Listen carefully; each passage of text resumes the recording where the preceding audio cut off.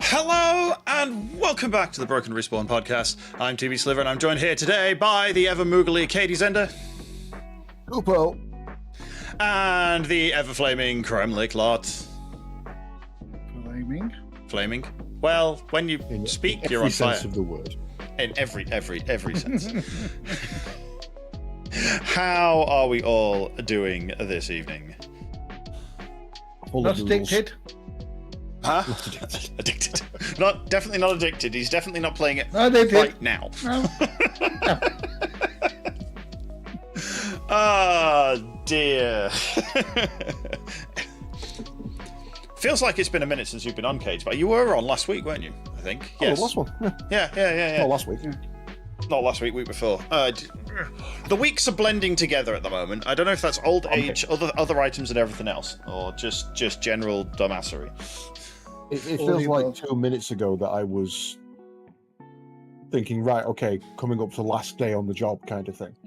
And now it's been 2 weeks and I'm like, where the fuck what have I done? What have you done? Looks at your time in space in Space Marine. I only put an entire day into Space Marine. Leave me alone. Okay, maybe more. 32. 32. Nice. Nice. After my detente around today, I was 32. Yeah, that's fair. That's fair. Yeah. I have basically beat it now though. I've completed every single mission. I've had to go in every single mode. I've done all the trials, and the only thing that's left is realistically hard mode on the operations, and then PvP. And I'll get to the operations when I get to them, and PvP can go suck a big fat one. So, fair. Is that the what 6v6 PvP stuff? Like they had in Space Marine 1? 6v6 or 8v8. It's okay. Multiplayer class breakdown. So I think it's 2 per class, and yeah, just taking hold, annihilation, or capture ground. I think. Right. Yeah, there's one where it's mobile objectives, one where it's static objectives. Okay. Very fun, but I'm just suck at it. So that's fine. I think I caught Wasted. I think when you raided across, he was in the middle of something, or was it the other day he was playing it? That's when it's only 3 people. That's either. If it's 3 people and everybody's in blue, that's the campaign. Yeah. If it's 3 people and everybody's in their own colours, that's the side operations. Right. But there's only 6 of them, which is kind of disappointing. They're fun, but I've done them all now, so yeah, give me more. Well, isn't that kind of the thing? There's meant to be more coming. Horde mode's coming, more operations will be coming, but I do think I think the missions need to be shorter and more random. I'd rather have twice as many missions that are half as long. Right. Yeah, I've heard that's a common complaint across the internet, that the mission themselves are a tad long for what they are. Yeah, they're fun. They are very fun. I recommend doing them, and I recommend picking a class and enjoying it. But there's no private lobbies, so we were halfway through one earlier today with a bulwark bot who was running around and stamping down his flag and giving us loads of free armor. And then right for the last section, all of a sudden he just dropped out of the sky because he was now an assault marine because someone else had joined in. I'm like, oh, all right, that's kind of messed up my entire plan to this point. Welp. Yeah, it looked fun. I definitely got from watching a few people play it. I definitely got. I keep having to look the game up. I keep thinking Outriders. I keep getting Outriders vibes from the gunplay. Yeah, I mean, I suppose so, but I don't see it like that because I did play Outriders, but to me, the gunplay is Space Marine. Yeah, well, that's what I played. yeah. But no, like it seemed like just looking at it mechanically, it's very over-the-shoulder Space Marine, quite showy. Yeah, I mean, it's sort of thing. Third person. Yeah. Through the campaign, and especially on playing through co-op with a friend, my biggest, not gripe with it, but comparison was that the game thinks it's Gears of War, but it has no cover. Yeah. And it feels a little bit like a cover shooter without the cover. Yeah. And about 14 times throughout it, I said, why can't I crouch? Yeah. I've got a heavy bolter and a perfect overlook. Why can't I go prone and just stabilize myself here? Yeah. Or at least stabilize it on your knee while half prone or something like that. Well, there is a brace mode, but yeah, it's just not very accurate. That leads into the guns definitely need balancing. Yeah. It's just one of those games that doesn't show you the actual numbers. It just says, oh yeah, this gun is strength 3. This gun is strength 3 plus. Okay, what's the difference? How much of a difference? What's better? And one of the pistols, the heavy bolt pistol, is stronger per shot than the heavy bolt gun. So the rapid fire biggest version of the bolter is weaker than the pistol per shot. And okay, I can throw down 100 more shots per second, but you're just like, it just doesn't feel right because it's the same ammo. It's not quite balanced. Yeah. But yeah, I enjoyed it. It's very, very fun. And I can't wait for the Horde mode to come out, so I have a heavy bolter and a lot of targets, and that's my jam. So yeah, that's fair. I'll definitely say, like, if it wasn't for the just price and general everything else coming out this month, I probably would have picked it up. Just watching you guys play, you Wasted and everyone else has been playing it, it's just like, this looks like good fun. I need to play the original. Yeah. I actually have it on Steam, and I need to play it. But the original's still worth the play. It makes you feel like a Space Marine. Every step is heavy. The guns are chunky. The attacks are visceral. You feel like a Space Marine. That's good. But I think the price is exactly the right thing. I got 20% off through Humble, so I paid 40 for it. Okay. And I feel like I got my money's worth. If I'd have paid 50, I'd have been a little bit annoyed. If I'd have paid 100, I'd have been fucking livid. Yeah. That's an absolute scam. It's an absolute brilliant scam. Mm-hmm. You get 4 days early access. Okay, that's not worth 40 quid for a start. And you get access to all the DLC. Okay, so you've got a 30 quid season pass in there. Okay, that's fine. But it's cosmetics. It's only cosmetics that you're getting. Yeah. And anybody who knows anybody who plays Warhammer knows they have their chapter. I'm a Space Wolf. No. My mate's playing Blood Raven just to piss everybody off because he knows everyone hates Blood Ravens. I'm Blood Angels. Build a custom one. Yeah, you're a Blood Angel. One of my mates is a Dark Angel. One of my mates is an Ultramarine. So he doesn't need any DLC. He's playing as his favourite. Yeah. And I was not surprised to tune in to see Shaq was an Imperial Fist and Avi was a Salamander. That is exactly what I expected from you. I think actually as well, wasn't it that Wasted was in all black, and you were like, is he? He's either gone Death Guard or his own custom one. It's like he's Raven Guard or custom. Oh, he's gone Raven Guard, but he's painted the shoulders orange because it's armor code. Yeah. And Andy was an Assault Marine, which again, that vibes. Yep. So you've paid 40 quid for early access. You've got in 4 days early. Okay, brilliant. You've not got to play the game with any of your friends because they didn't pay for that early access. So now you've got to wait 4 days having paid for it. Brilliant. It's okay, though, because you've got all the cosmetics. You ain't going to use them. Yeah. Mm-hmm. In 2 months' time, when the 3 months, 4 months, whatever, when the next chapter pass comes out, which is going to be Dark Angels, Wasted won't care. Shaq won't care. Avi won't care. They're not going to use it. There's nothing but... It is. In fact, it's all skins. Yeah, it's all cosmetic, and then there's the Minotaurs faction that you can unlock in, and then there's all these DLCs for individual class factions and colors and things like that. And you're like, okay, but I don't want them. Yeah, getting them will give, like, I could pay for it and I could buy it right now. It's like 4 quid a chapter or something, but it's a chapter I don't want. Well, I understand the price point because none of it's content. All the content will be free. So even if you pay. Even if you pay full price, you will get a full game eventually. Yeah. I do like. More, you're just paying content you're getting cosmetics you will never use. I do like that they've actually stuck to that all the way through. All their season passes are everything's cosmetic. You get what you're getting, cosmetics. That's all you're getting, and all the other bits like private. Well, they say season 1 almost. Private lobbies, battle barge, new missions in season 2, new weapon. Season 3 has all the other bits and pieces, and horde mode in season 4. I was like, yeah, cool, and it's all free. I like season 1 is the only one that bothers me. Why is ultra wide support in there? Ultra wide. Private lobbies and a dueling arena in the battle barge. That's base game content they didn't have time to put in. Yeah. And they put it into a season pass. I'm not going to use ultra wide. I don't have an ultra wide screen. That doesn't bother me. Mm-hmm. Private lobbies, okay, I will use those, but I don't mind playing online. I've been playing online all week. I don't give a crap. Yeah. And a one-on-one dueling thing, okay, it's a good, if it's a practice arena, sure. But 2 months into the game's life, or end of the first month, whenever it's going to be, I beat the game. I don't need to practice with the weapons. Yeah. I've gone through all the trials. I've used every weapon in this game. Yeah. You're not going to get people. You're not going to get people reinstalling it for any of those. You'll get it. You'll probably get people. Season 2 or 3, and you'll probably get anyone that's going to look into Season 2 thinking interesting will install it on Season 3, and you're just going to have this massive trough for a while. Yeah. I mean, anybody who's going to... Sorry, Kate. No, go on. I was just going to say, I think that's the point, though. It's not a live service product. It doesn't need to be active all the time to track content.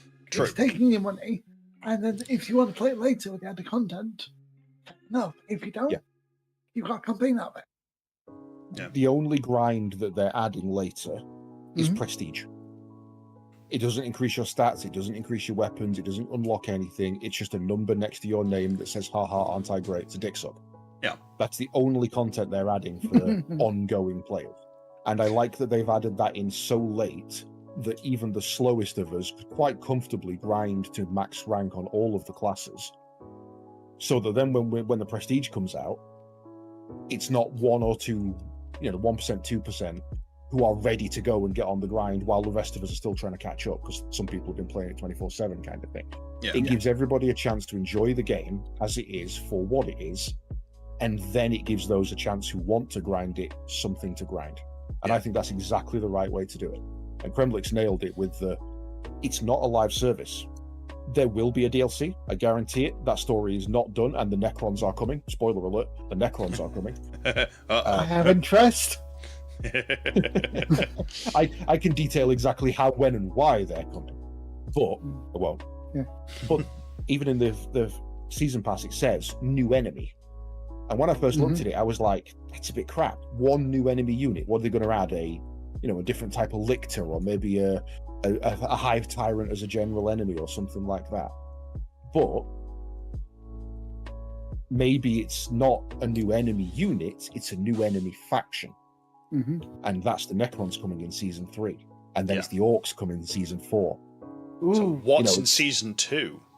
Once Horde mode's out, they can put in every faction and have the Horde variant of them. And in fact, I'll be honest, if they one thing that will kill the game going forward is if when Horde mode drops, it's just versus Chaos, no one will care.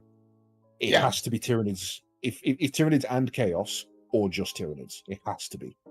Or just you're fighting Tyranids or Orcs or something else, and then suddenly Chaos has appeared as well as like the hard mode boss for like a round. Sure, cool, great.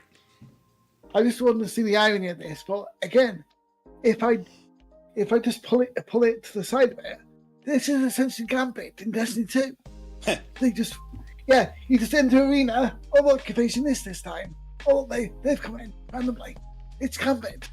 Yeah. That's I mean, I disagree but without that. the PvP side, it's Horde mode. Yeah, it is Horde. It is Horde mode. Longer than Destiny. But I mean, the fact is a Horde mode game, and that's late. Yeah, I was going to say 90s, early 2000s. Gambit is a PvP game.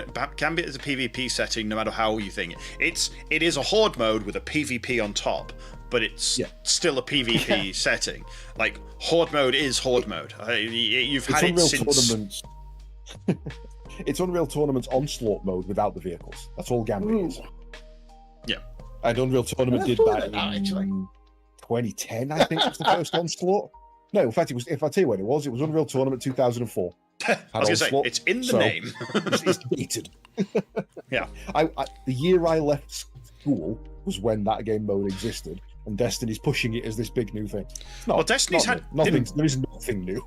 Didn't Destiny have Gambit in 1 as well? Yeah, Destiny 1 was 2010, and that was 6 years later. So. Yeah. I was just wondering if it had Gambit in general in 1, because fair enough.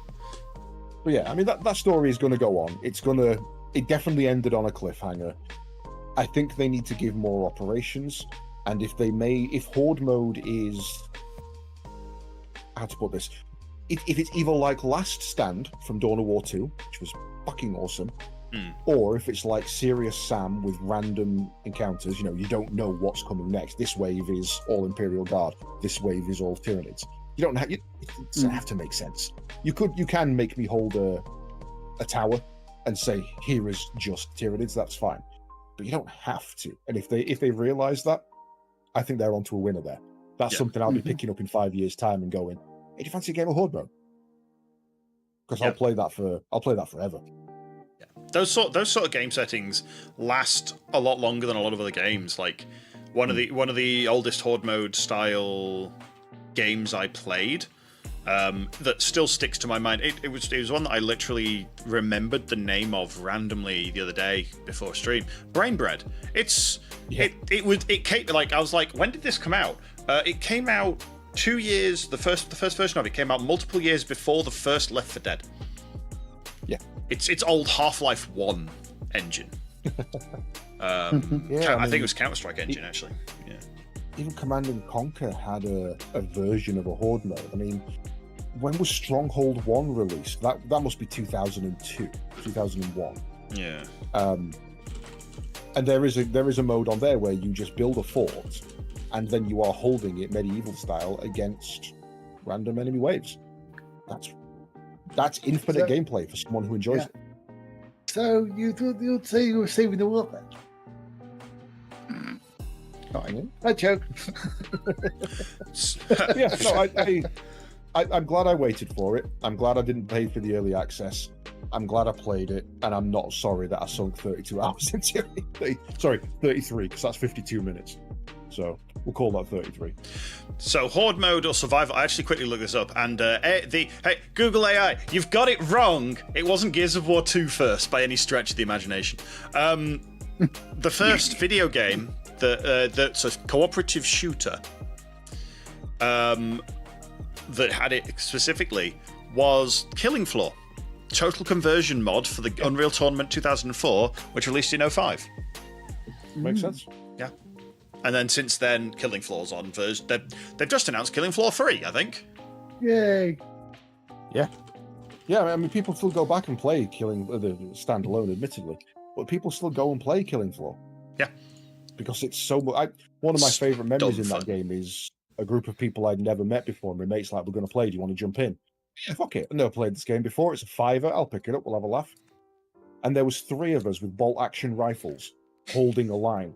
Yeah. Just stream after stream after stream of enemies and us tactically timing our reloads. And it was so much fun. It was great. That's a crappy old game that I played maybe a decade after it released for the first time. Yeah. Still loved it. Yeah. Killing Floor 2, I still go back to. Like, the only thing that I dislike about Killing Floor 2 is the loading time if you don't have it on, like, if you don't have it on even an SSD. Mine was on spinning rust for so long, it's like, this is taking so long to load. Such a big game. One of my BRB vids on stream is a clip of Killing Floor, and it's me with the Havoc Haywire Husk. It's a Husk cannon. I can never think of the name of it. It's me with the Husk cannon just going nuts.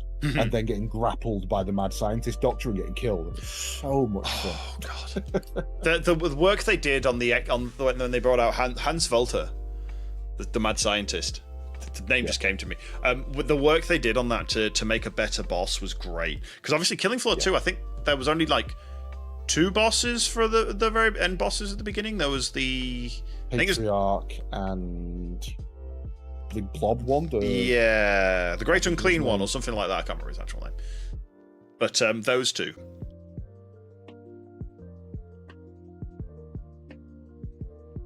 We should be back. Sorry about that, ladies and gentlemen.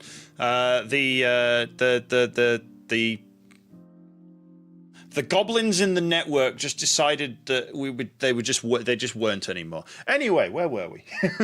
Normality has been restored. Anything that still seems unnatural or cannot be dealt with is thus your own problem. Yeah, definitely. It's definitely Wake of Chaos. Yeah, I definitely need to replace this this router of mine because it's a piece of crap. because I blame that entirely. In fact, it's the router's having a moment when I'm trying to load the logs to see if I can see anything. So yeah, the router, I need to replace that. Yay! More hardware breakage. Anyway, normality is resumed. What even is normal anyway? Good question. Good question. What were we on about? It's Horde mode. Horde mode and killing floor and stuff like that. Yeah, yeah. I love that. I've had more fun in Horde mode and that sort of PvE game systems than in most other styles. Like, I think it takes a special kind of game to be able to be playable 10 years later without adding new content. Like, yeah. I could go back and you mentioned Killing Floor, and I was like, man, I haven't played that in ages. I might go play that this afternoon. Yeah, actually sounds like a plan. And Killing Floor. There's no new content. There's no new weapons. There's no new levels. There's no new anything. I can still go and play it. Yeah. Payday 2, I can go and play that right now. Left 4 Dead, I can go and play that with some mods. And I think Space Engineers have been doing that all week. I think Space Marine, everything's Space Engineers or Space Wolves are Space Marines and Space Marines are Space Engineers. My brain's been locking them over one. It's been weird. I think Space Marine, if Horde mode is good, will fall into that category. Yeah. To be fair, the only reason that Space Marine 1 didn't was because primarily it was locked on Xbox 360, didn't realistically have a good PC release. The community, when they did release it on PC, was segregated, and they also made the mistake of when they released the Dreadnought DLC, you couldn't play with anybody who didn't have it. So certain maps that came out with that Dreadnought release, even though they were in the standard game mode, I couldn't play because I never bought that DLC. So if it randomly routed my friends into that particular map, it just dropped me from the lobby. And that really did irk a lot of people. Plus, Games for Windows Live didn't fucking help. Yeah. So, like, that's actually a good question. Does the Anniversary Edition on Steam still work? Yeah, the Space Marine works one? absolutely fine. Good. Okay. Up until about 6 years ago, when I last tried it, a friend of mine joked that he never really got into the multiplayer and wanted to farm some of the achievements. And I said to him, if you can kill me once in multiplayer, I'll let you farm me for achievements. 20 minutes later, he quit the game. Mean. Okay, so in the original, there was a rock, paper, scissors mechanic. There was 3 classes. There was Assault, Devastator, Tactical. Tactical was really good at taking down assaults because they were mobile. Assaults were really good at taking down Devastators because they were stationary.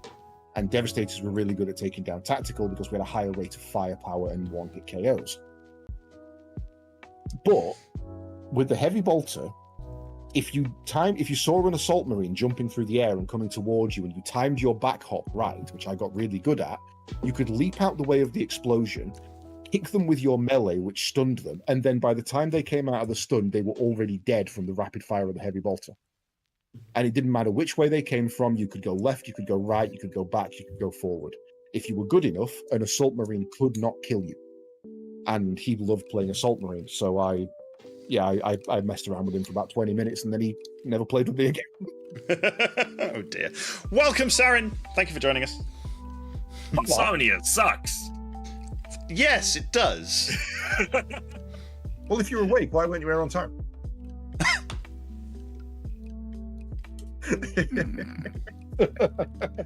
How did you slack me from Canada? I heard that from here. Long arms. I was going to say, I think it's all the arm go we've had. For a brief moment, SarinEnder, apparently. Yes, I'd forgotten to turn Sarin's video feed off on the top right. So I was sat over it. SarinEnder or CaedesTal? I missed it. I would love to see this. It's in the video. You have to go back and watch the VOD. Hey! Right.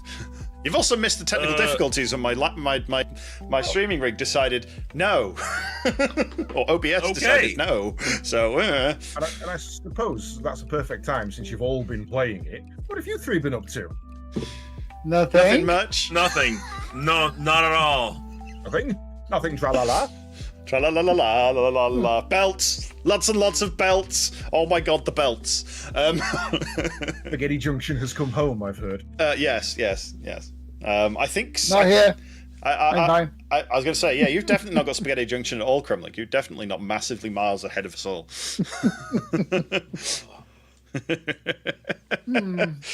Yeah, I haven't. I've been spending 8 hours a day on stream doing this. Yes, back streaming. Oh god. Yep.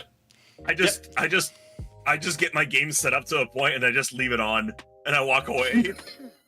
I went into my friends list on Steam earlier to join a friend on Space Marine, and I saw about 6 people all playing Satisfactory, and every single one of them said resting in the fields, resting back at base, looking at the. Not one of you was actually playing.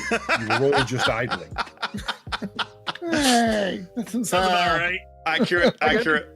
Absolutely accurate.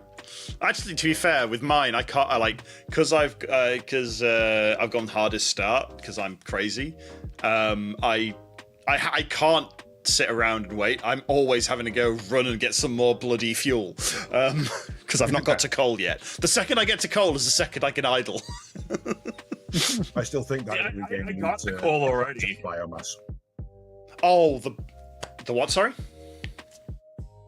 So I think that early game still, I've always said it needs a tractor, a very low yield vehicle that just plows down and picks up biomass. Yes. Or some possible renewable method for, or like slightly easier to get method for biomass than having yeah. It's a tractor. It's absolutely fine. Just put pellets in the back and then you can get more pellets. You'll obviously clear a wide area, but I think that would have made the early game so much better. Yeah. So you're not fond of the whole with the chainsaw? I mean, first of all, before you even get to the chainsaw, you've got to go and scrounge in the dirt. That's not what engineering's about. You don't. No, it's not. In Minecraft, I don't want to punch a tree. No, that's true. You know? I'll also actually say, I don't know if there is a downside with the chainsaw is it kills off like the paleberry and other bushes. It's like, yes, I wish there was a way to sort of say, don't kill those, just please, because they're the only way to get them. There's no farming in this game of that. I don't think. I thought it was a mod that added in seed farming, wasn't it? Yes. Yeah, that's honestly like the only thing I'd possibly look at. I think. What was it? No, it was that and something else. There was one other thing I was like, actually modding that in would kind of be nice. Yeah. Zero spoilers. How you're finding it? Have you managed to play it? I had to abandon my no power till coal because it was just taking too long. And since I did that, I'm at coal. Yeah. And the location that I found. So remember that cave I was mentioning to you? Yeah. I haven't gone into it yet, but that's where there's 4 coal nodes there. I am literally across the lake from that location. Oh, beautiful. So I've got my 4 pure iron nodes, my 2 pure copper nodes, my pure limestone node, and then across the water I've got 4 coal nodes with another pure iron node, with possibly inside the cave quartz nodes and samite. Samor. Is there a use for samite yet? Yes. Yes. No spoilers, but yes. I suppose there is use for everything now, isn't there? So yeah. Yes. Everything in the game is active. Yeah. Here I am with, I think I've got 1 pure iron node. 2. Sorry, no, I think I've up to 2 pure iron nodes. And then that's it. The rest of it's either impure or normal. And obviously, I'm in the desert. Everything's miles away. Yeah. It's a 5-minute run to go grab more fuel until I get coal going. And if I keep going north a bit, if they haven't changed it, there's gonna be oil. So I'm looking at the perfect area. I think they moved a lot of the oil bits. They did the oil, moved the oil a lot since last time we majorly played. But that was a major refactor they did. I'll have to check and see. But if they haven't moved it, I'm in the perfect area for everything. Yeah. what's happened is since we last played is that they basically revamped all the biome. The only one that didn't change was the grasslands one, because all it did was add more trees. Yeah, that's what it did. Add some more trees. Everything else, there's some form of change or update to facilitate new content added to the game. Yeah, they've also redone, like, I think they've touched almost every single recipe to rebalance it slightly and rearrange them slightly so you get things a bit earlier. Like, I'm in tier 2. Sorry, not tier. Yeah, tier 2, and I've got the jump pads and jelly things. And I think they were like 3 or 4 before. Speaking of recipes, I also found the hard drive for the screw recipe, which makes it straight from the iron ingot. Oh, well done. Nice one. I'm like, this has been my best playthrough of the game. I'm just like, yes. Yeah. I'm, yeah. Yeah. Well, there has been one addition that I appreciate, and that's the addition of straight belts. That's go around corners. Yes, they've added a new mode to the belts, like similar to how the pipes could do a straight right angle straight. They've done it with belts as well, and it's so nice for setting up clean factories. It's so much nicer. Like there's been a lot of nice little polishes to the UI and it used to take me about 15 minutes per corner. Get the corners perfect. Yeah. Now it's like a click. Click. So much easier. Yeah. I see what you mean. Yeah. The only way you could really do it before was to set up the supports for them and then snap them to each other and then build between them. Yeah. Okay. Yeah. Actually, that'd be really helpful. Yeah. It's one of the things like the Snut and because I caught the last 10 minutes of the release stream before it went live. And watched the little release trailer, which is actually beautiful, and I don't think it has many, if any, actual spoilers in it for anything later on, which is good. But the one thing he said, like they were saying they'd been playing the internal branch for so long, like they went back to play 8 and they were like, oh god, I can't play. Where's my straight belts? I need the belts back. I hate it. Yeah. Quality of life is difficult to give up. Yeah. And the one thing I'm looking forward to actually that's been around for a while and I've never really played with, blueprinting. I never played with it. Oh yeah, I've been looking at that. I'm like, I'm looking forward to it, especially as they increase the size. We started to get into that, didn't we? When we played our last server together, we definitely built the grid for it. And we're looking at it, but I don't think we really played much past that. I think it came in after we built everything major, all the major infrastructure in that save. Because we'd built the sky bridge that annoyed Kremlik to hell and back. I'd built the mall. And then I can't remember how much further we went for that, but you just kind of like, yeah. That mall was amazing. That mall was a nightmare. I built most of the damn thing. I know, and it was amazing. Yeah, I'm very proud of that mall, but also, dear God, I know better ways to do it now. For one thing, blueprinting. Oh my God, that would have saved me so much belt work. Holy crap. Yeah, but I'm looking forward to getting that far in. I'm enjoying replaying it at the moment from scratch, because one of the things I said as well, every single Ada line has been redone. Every single line. Also, the intro's hilarious still.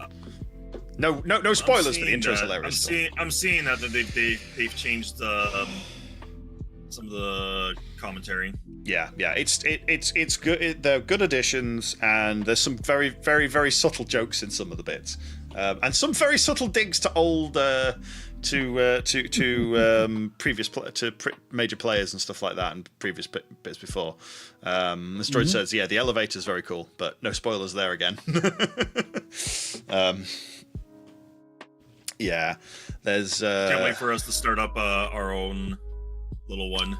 Yeah, I'm as discussed in back channel, I'm kind of waiting myself. I mean, I can spin one up if people want to play on it, absolutely, but I will not be touching the server with a barge pole until I've got as far as I want to in it. Like, because I just don't think I could play it solo. I think it's one of those games where there's too much brain work needed for me to enjoy as a downtime game, which is what I would use it as. Fair. And I'm sorry, but Star Trucker fits in that role for me right now. I am trucking laptop. I can't afford Star Trucker. That's why I play Star Citizen. Aha! Because I already have it. Yeah, I mean, that's fair. I will say, don't buy Star Trucker just yet. It needs a little more work, and there's still some bugs in there that definitely game break and annoy me to no end. But right. I played Euro Truck Online, so bugs are every day. Yeah, that's actually interesting to hear. I'm kind of glad because Star Trucker is on Xbox Game Pass. So yeah. If you've got Game Pass, great. But that also means that they got a fair whack of a lump sum at the beginning because of Game Pass. So that's probably helping them with any development and bug fixes. So I'm kind of looking forward to yeah. I'm going to hold. You saying that I'm going to hold off playing it until they've had a bug fix or two run, which is fine and that sort of thing. I mean, to be fair, the bugs that you're encountering are basically load save bugs. Right. If you go through a jump gate and you've got cargo and you've got multiple cargo trailers with you, specifically multiple, the first cargo container is joined to you by a maglock, which is fine. Yeah. The second cargo container is joined to the first one by a physical brace rather than another maglock. Okay. So you go through the save, and then something goes wrong and an asteroid comes out of nowhere and just wipes your ship out completely. So, well, I'm not dealing with that. That's bullshit. So you reload, and your second cargo container just floats off into the distance because the brace didn't load in. And you're just like, well, I'm hauling 3 trailers here, and 2 of them have just gone walkabout. Or they'll sometimes, as you come through a jump gate, they'll snake out of control, smack into the side of the jump gate, and that's it. All 3 containers critically breach, 0 health, all contents 100% destroyed. Well, that was a story mission. I've now got to go and restart that. Okay, no, I'll load the autosave. I can't. Now the trailers are detached.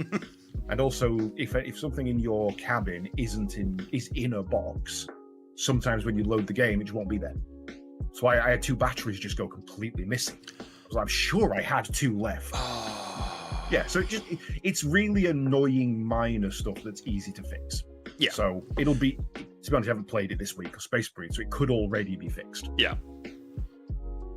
No, yeah, they're aware of it. They're fully aware of it. So yeah, I'm gonna say that. Yeah, it was fun. I mean, yeah, the demo was definitely fun on Star Trucker, and yeah, it was. I think I agree with you after thinking about it a bit more. It's definitely it's not even worth it for a chill stream game. It's too chill. Unless your thing is trucking, it's too chill. The only way you would make that work as a stream game is in the format that Broken Respawn is in right now. If all 4 of us were playing it, dicking around, role-playing that we were on the CB radios to each other. Yeah. That's how you make that fun. Yeah. But if you're going to do that, just go play Euro Truck Sim. Yeah, and you can play that multiplayer as well. Yeah, exactly. And there's a really good community out there for that, so it's much more worth it. Yeah. But it's a good little game, and the first thing they've said is the majority of the feedback they've got from the day 1 release is give us customizable controls. Because we want to get our HOTAS out. We want to get our steering wheels out. We want a truck. Yeah. Keyboard and mouse don't do it. Give me my HOTAS. Give me my Is it joystick? Is like in the cockpit, is it joystick or wheel? Yeah. Left-hand joystick, right-hand throttle. Oh, so it's proper HOTAS. Yeah, okay. Yeah. One thing I absolutely love is when, depending where because you aim at your chair and press E to rotate the chair to get out of it. But depending which way you face, depends on which way the chair rotates. So if you face left, it goes to anti-clock.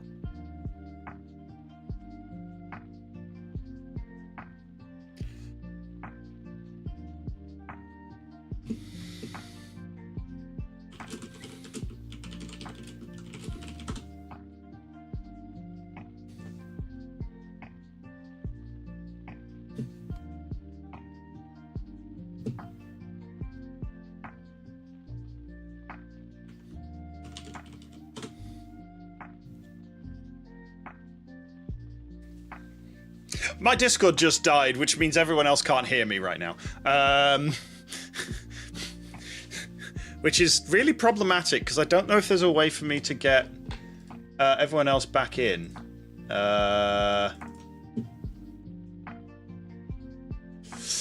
Today is just the day of and now my Discord on the streaming rig is dying. Interesting. This is deliberate. This is sabotage. Update failed.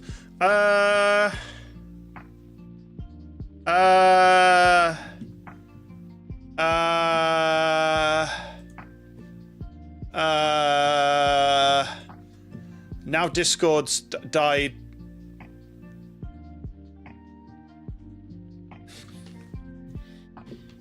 I can't do anything. Discord's dead. Hang on. Discord's dead. Discord's dead, which is going to kill both of them. Bear with us a moment. It's technical difficulties time.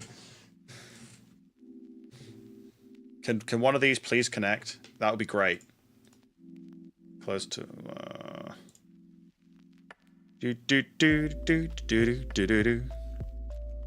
Where's Discord gone? Obviously, they can all chat to themselves. Yeah, Discord's down locally. Okay, let's see if I can get this to play nice so I can get back to Sarin.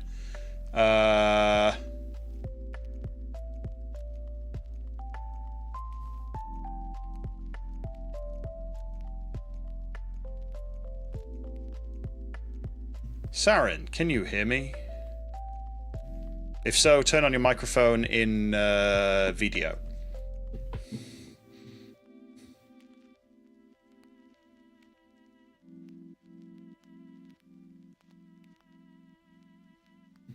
This might. Hello. Hello. Hello. I can hear myself twice. That's hilarious. Oh no. Anyway, I don't. Are you coming through on the overlay? Try again. Test 1 2 3. Yeah, you're coming out of the of a different sound card, but that's fine. Are Caedes and Kremlik still in the channel with you? They were up till a few seconds ago. I'm guessing they've died out. Okay, cool. You do hear Sarin, that's oh, no, good. I hear Kremlik.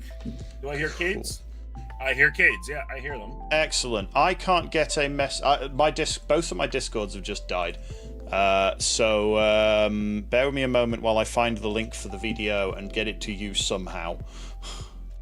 It should be in the live back channel. Yeah, I can't open Discord. Oh right, I can give it to them. Hang on, yeah. Should I just give him Lucian's one? Hang on a minute. I can just send you a message via this. And if you do, you'll see it. That means I gotta pull my phone out. No. I sent you a message via video. Via video? Yeah. Oh. If you drop them the link and you know the password, yeah. They should be able actually, I just copied it. Yeah. Obviously, if you give them the same link as you, it'll get a bit weird. Give me a sec. That link there. Okay, live back channel, guys. There's a link. I gotta remember what the password was. I can give you the password as well over the same chat box. All right, that works. Yeah, and they can join with just audio. Easily and there's enough. that. Just join with audio only. I guess I'll mute myself in Discord, but I'll still be able to hear you guys if anything. Yeah.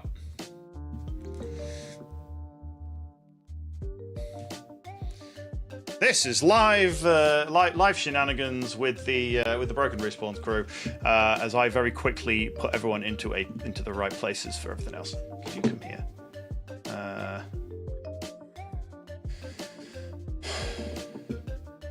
What did you do? I don't know. Discord just died.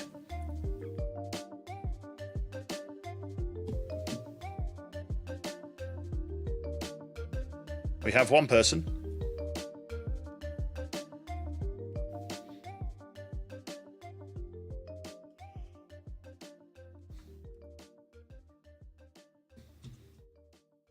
Yeah, Discord straight up died on my end. Have we got one person in? It says you've muted. Okay, sorry. Say again, Caedes. Oh, wait, I need it. Say again, Caedes.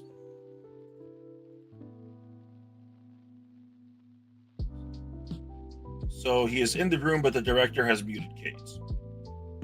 So you're the director. I have unmuted. If it says you're unmuted on this side. Kremlik has no mic option. Interesting. Technology hates us. This is a problem. We should have had a backup for this for a long time, but first time the Discord has actually let us down. Steam chat? I don't have Steam on the stream rig. Oh, you muppet. Yeah, well, why would I have Steam on the stream rig? Why is it saying you're muted?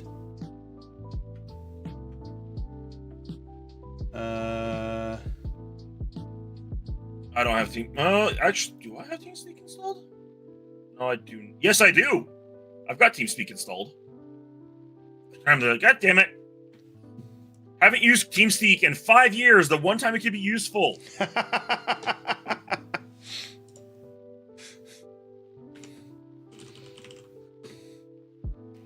I do have TeamSpeak installed. Okay then, yeah. Discord has straight up shat the bed on my end, and I'm surprised it hasn't died on Kremlik and Caedes. Well, Kremlik said he's dropping, so okay, fair enough.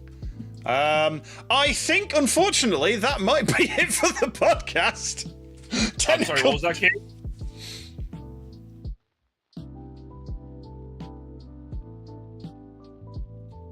Sliver, you have TeamSpeak on that computer? I do. I have it on my main rig, and I can probably feed it through. Wasted space.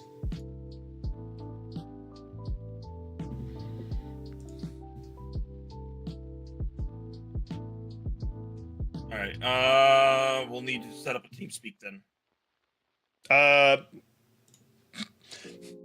I'm already in a server, and Caedes can guess exactly where I am.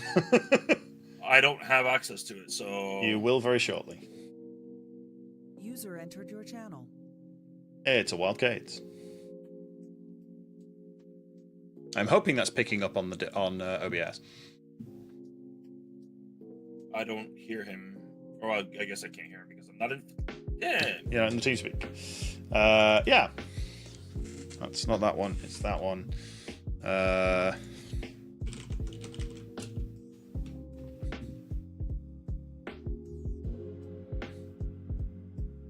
And obviously,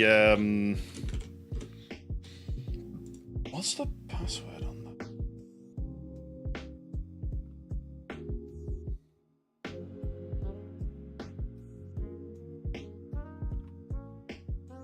I don't know what the password is for it though, because do you know the password for it? Yay! Everything is broken. Hey, do you know the password for the server? Oh my god, you both don't know the password! Yeah, it's been permanently linked in mine for a long time. There we go. Well, hey, okay. I can hear Caedes. Right, hang on. We can all hear each other. Me and Sarin through Discord, you and Sarin through VDO, me and you through TeamSpeak. It's jank, but it works. Fuck it, it's working. You know what? I'll take it. I'm going to move Sarin over to player 3, and we'll go down. We'll do it this way. Dear God, there's 2 of me. Uh-oh, we're doomed. We're doomed. Wow, this is Kremlik, my brother. My brother, Kremlik! Jesus Christ, Kremlik, you've let yourself go. How did you slap me again? The range on that slap is amazing. I'm so impressed. I'm just going to hide the loading screen in the middle from Caedes. Yeah, apparently I've turned into Gears of Fuji. Gears of Fuji, yeah. For some reason, Discord just died a death on me, and I'm just very confused. Right. So, just to clarify for everybody who wasn't available for the start of that, Sliver's Discord decided no and won't even load on his PC. Yeah. So he can contact Sarin through Video, the client that they use for the sharing the webcams. I can contact Sarin through Discord because ours still works for some reason. But Sliver can only contact me through TeamSpeak. So right now we are having a 3-way chat through 3 separate VoIP softwares. And if that ain't just the spirit of Broken Respawn, then I don't know what is.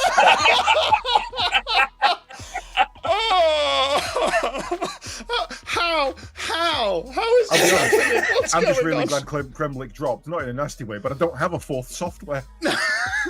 Well, no, he would have worked for Discord. Yeah, true.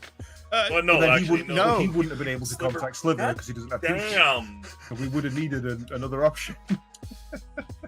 Get him on the phone. Get him on the phone. Exactly. Do you want me to call you on the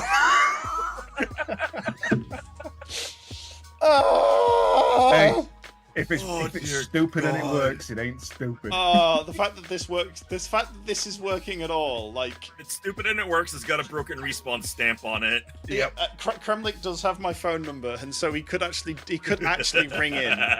He could actually phone me, and I just put him on loudspeaker, and you'll pick him up. Get your phone and get some elastic bands and just tie him to the microphone. Right. Anyway, where were we? I think that's all we had to discuss, to be honest. We're done now. Yeah. Fuck you. What were we talking about before everything died? Star Trucker about how you can get out on the seat side that you choose. Yeah, you can physically get out of the seat and then lean around it and still interact with the console. So, I wish Star Citizen had that option. Yeah. So one of the dangerous things you can do is you can set up momentum, turn off your inertial thrusters, your reverse thrusters, so that you're drifting, and then just get out and wander around your cab and do stuff. And that's so dangerous. I've not crashed catastrophically yet, but it's coming, and I can feel it. Jesus. Oh dear. Yeah, it was a lot of effort for that rather boring story. Yeah. We're doing good on jank today. Seems that segues in nicely. How is latest update on Star Citizen? I hear you've even got Sliver to download the update. Oh my! I'll let Sliver talk about it because my dog is begging to go outside. I thought I heard a few squeaks of Pupper in the background. So the latest update to Star Citizen brought in the new cargo update, which allows you to get various because they brought in transport beams. I've forgotten what the tractor beams, handheld ones, so you can move big cargo bigger than you can carry around relatively simply. Was that the gun thing you were using to lift and move stuff around? The gravity gun from Half-Life. Yeah, pretty much. Right. Okay. Yeah. So you could pick up and move that stuff around, and they've brought it in so that you get missions to we need 8 units of stims to another place, and so you can pick that up and you can manually move that onto your ship, or I think you can do it automatically as well, but I've not actually found the button for that. But it costs money because you're basically paying for a luggage handler, cargo handler to do it for you. But you do that manually. You put it in, then you fly off to the other place, and you put it in at the other end and ship it that way. And it's got it's oddly, it scratches several interesting itches of logistics and the madness that is. I did see one bit where you were stacking it, and then you were like, it's too high. I've now got to unstack it again, or it was too wide, or something like that, and you had to take little bits off to make it fit, and then do another load. Yeah. I'll definitely say I'm having full moments at the moment because chat's disconnected from the YouTube as well. So this is turning into a stream. But yeah, so the logistics of it as well of I've picked up this mission that I need to go here to pick stuff up and then move it to here. But I'm currently over here. I wonder, is there a mission between here and there so I can take something with me to make some money, and then I take something there, and then when I get there, is there anything to pick up there? Or anything around that area? And you can end up with like, I've just taken 8 missions, and I'm sat there doing like very quick sums in my head of like, do I have enough cargo space to pick everything up without having to go back on myself at least once? And it's like, it's something I love about those kind of games, and Star Trucker has it, and Independence War: Age of Chaos has it, and some of the other big spaces. I'm assuming Eve has it as well. Yeah, they all have it, and it's what's known as the Fetch My Ring quest, mainly coined by RuneScape, but I know it more specifically from a game called Summoner, which I'm hoping to play soon, where one NPC says to you, "I've lost my family's my wedding ring. My wife's going to kill me. Can you go and find it? I think I had it at the bazaar." So you go to the bazaar, and they're like, "Oh yeah, I think I saw that ring. I thought someone had lost it, but I didn't really. So I sold it on my plot. Here's the guy who bought it." So you go to him, and then in the Summoner's case, you end up following this ring around literally the entire game. He ends up on a ship. You end up finding the guy in a prison. Oh no, he lost it. The guards took it. So you go and find the guard. He gave it to his wife. His wife lost it, and you end up following it around the entire game, and to the point where you come back to the original place where you picked up the quest, and you're like, "I've got to now go talk to this guy and say I failed to find your ring." And he's like, "Thank you so much for getting my ring back to me. Someone heard you were, you're traveling around the world and all this, and I've got it back." And despite the fact that you have never seen this ring, it follows you around you follow it around the entire continent, and it ends up back with its owner, despite you having no involvement in that. And that's what these games feel like. If I go to A, I can go to A, but if I go to B, you can pick up from B, deliver to C, drop off at D, and then go back to A, which is kind of en route anyway. So I'll just do this, and then you end up detouring until about 10 hours later, you're sat there like, "Did I ever hand that quest in?" Why am I transporting things on the other side of the system that I wasn't? And I've still got this one box sat in the back that I need to go and deliver back all the way there. That was the mission I picked up. Hang on a minute, and then the server crashes and you lose your mission anyway. Yeah, or the elevator doesn't work. Oh yeah. It's full of bugs right now. Like, what was it? I just delivered a load of packages. I'm like, okay, I'll pick up the next. I'll like put them in, put them down into the warehouse so that it gets rid of them, and then pull up the new ones. So put them in, move the lift down, dragged everything across in the UI so it could bring it up again, and it came up. And then all the boxes that I'd put onto it had been offset by those boxes such that they came out of the ground. Oh, nice. And so I had like 20 spare boxes of shit to move around. I was like, what? Yeah, I love that kind of thing. I do. It's something that gets the monkey brain tapping at the cage. I like those kind of games. But honestly, I've had a lot of fun with the new Star Citizen, and apparently the Zeus is looking amazing too. So. I'm assuming that's a new ship. Yup. I will definitely say I am not touching anything internet right now because I can't even connect to I can't even see the YouTube chat anymore because I've lost DNS. Oh fuck! I don't know what's going on. The TeamSpeak's on is I'm on IP. Video Ninja is working because we're on peer-to-peer. I'm just, something is broken right now on my network, and I'm going to go restart it after we finish this podcast. Yeah, that makes sense. Yeah, if DNS is down, then yeah, it's just, I don't know what's gone wrong here. I'm going to very quickly log into the YouTube stream on my phone so I can see if anyone's saying anything in chat. I actually had that as an interview question for the job I've just got. And the first question they asked me was, what is IP? Obviously, it's Internet Protocol, blah, blah, blah. It's basically just an address for your computer to allow the internet to identify digitally where it is. Yeah. Okay, brilliant. What's DNS? And my brain was like, the same thing. But I was also in absolute panic mode because why would they ask me the same question twice? And I was like, what? I mean, kind of the same, but with names rather than numbers. Domain name system for the domain number system. Yeah. I was like, is this a trick question? I loved it. Even better. My router's not even responding to its IP address. My router is crap. Take your hands off the keyboard. I'm closing that tab. I never pressed anything. Don't touch anything. Just take your hands off the mouse. Don't touch the keyboard. It's a PEBCAC issue. Pull the gun, aim it at the server, and as soon as anything else goes wrong, just pull the trigger. Hang on. Where is it? Yeah, it's turned into a thing, and Lydia's literally just texted me. Yeah. Just text me. No, don't touch your phone. It's connected to the Wi-Fi. No, it's not. It's off the Wi-Fi. Don't touch technology. You're clearly emitting an EM field. Stop it. Right. I'm scared. Yeah, this is. It couldn't have gone much worse. Although I am just going to glance out my window to see if there's any meteor. You've said it. Fuck's sake, man! I don't want to die. Well, to be fair, I'm due the next breakage because I've just replaced my motherboard and RAM to fix that blue screen issue I've been having. You've just replaced it again? Yes, I replaced the RAM, and then the motherboard broke the RAM, essentially.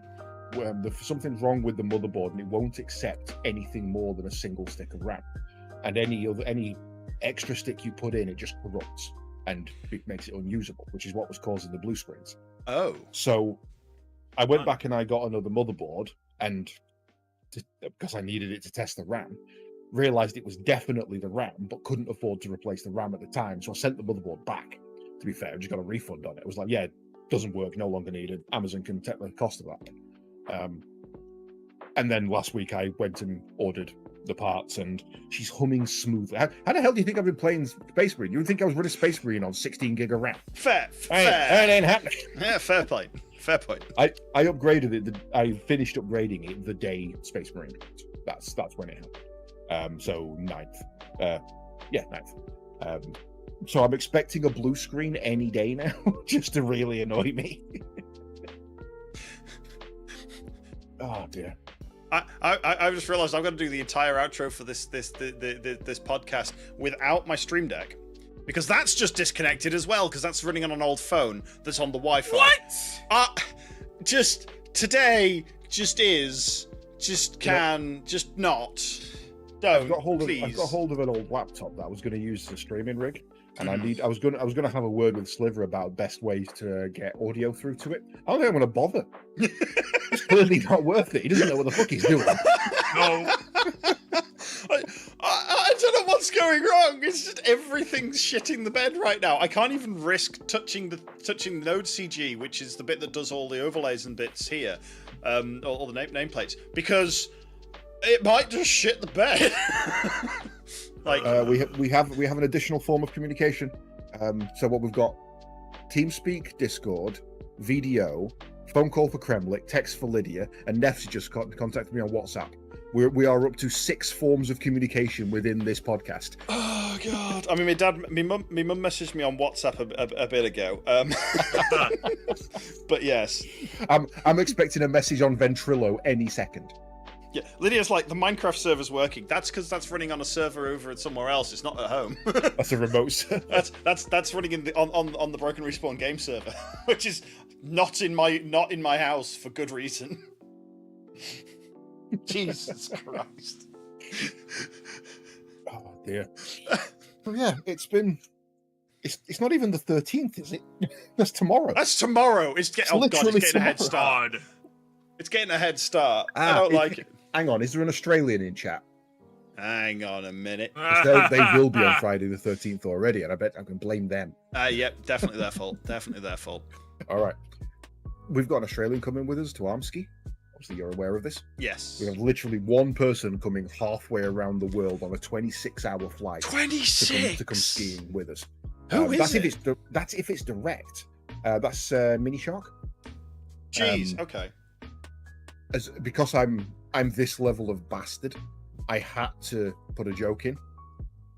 So one of the things I'll be taking with me is a pair of goggles that invert your vision, make him feel more at home on this side of the equator, because everything will be upside down for him. I couldn't not.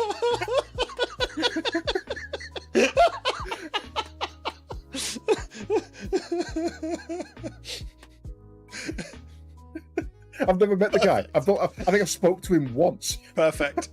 I'm going to get punched out. Yep, you're going to get lamped. It's going to be hilarious. But also, slapped from Canada, you're gonna get slapped from down under. But then also think of everybody one night when we're drunk and everybody's trying on those glasses. Oh no, it's gonna be hilarious. No, I was gonna say I know what the difference is between a Canadian slap and an Australian slap. In a Canadian slap, it says sorry on the handprint. On the Australian one, it says cunt. I was going to say one comes in from the side, one's an uppercut. Fair, probably that too. There's a joke around us. This is all over the country. I guarantee Lydia will know this one as a Glasgow kiss, but we know it as the Sheffield kiss, and it's just forehead meets lips. Yep, at high Glasgow. speed. That's known as the Glasgow kiss around here as well. The Sheffield kiss around me. The Newcastle kiss is that with the Nuki Brown Ale bowl. Yeah, I would say that's just a glassing. It's yeah, true. No, well, yeah. I mean, they'll buy you a kebab after because they're quite nice about it, but they will glass you. Yeah. One of my favourite statistics, and is a comedian called Daniel Sloss who put this joke out in the world, and I love the traumatized little millennial for it. They did a statistic of crime across all of Europe, and they found that you are not more likely to be stabbed in Glasgow than any other city in Europe. However, if you are stabbed in Glasgow, you're much, much more likely to be stabbed repeatedly than any other city in Europe. Because when you commit a crime, you commit.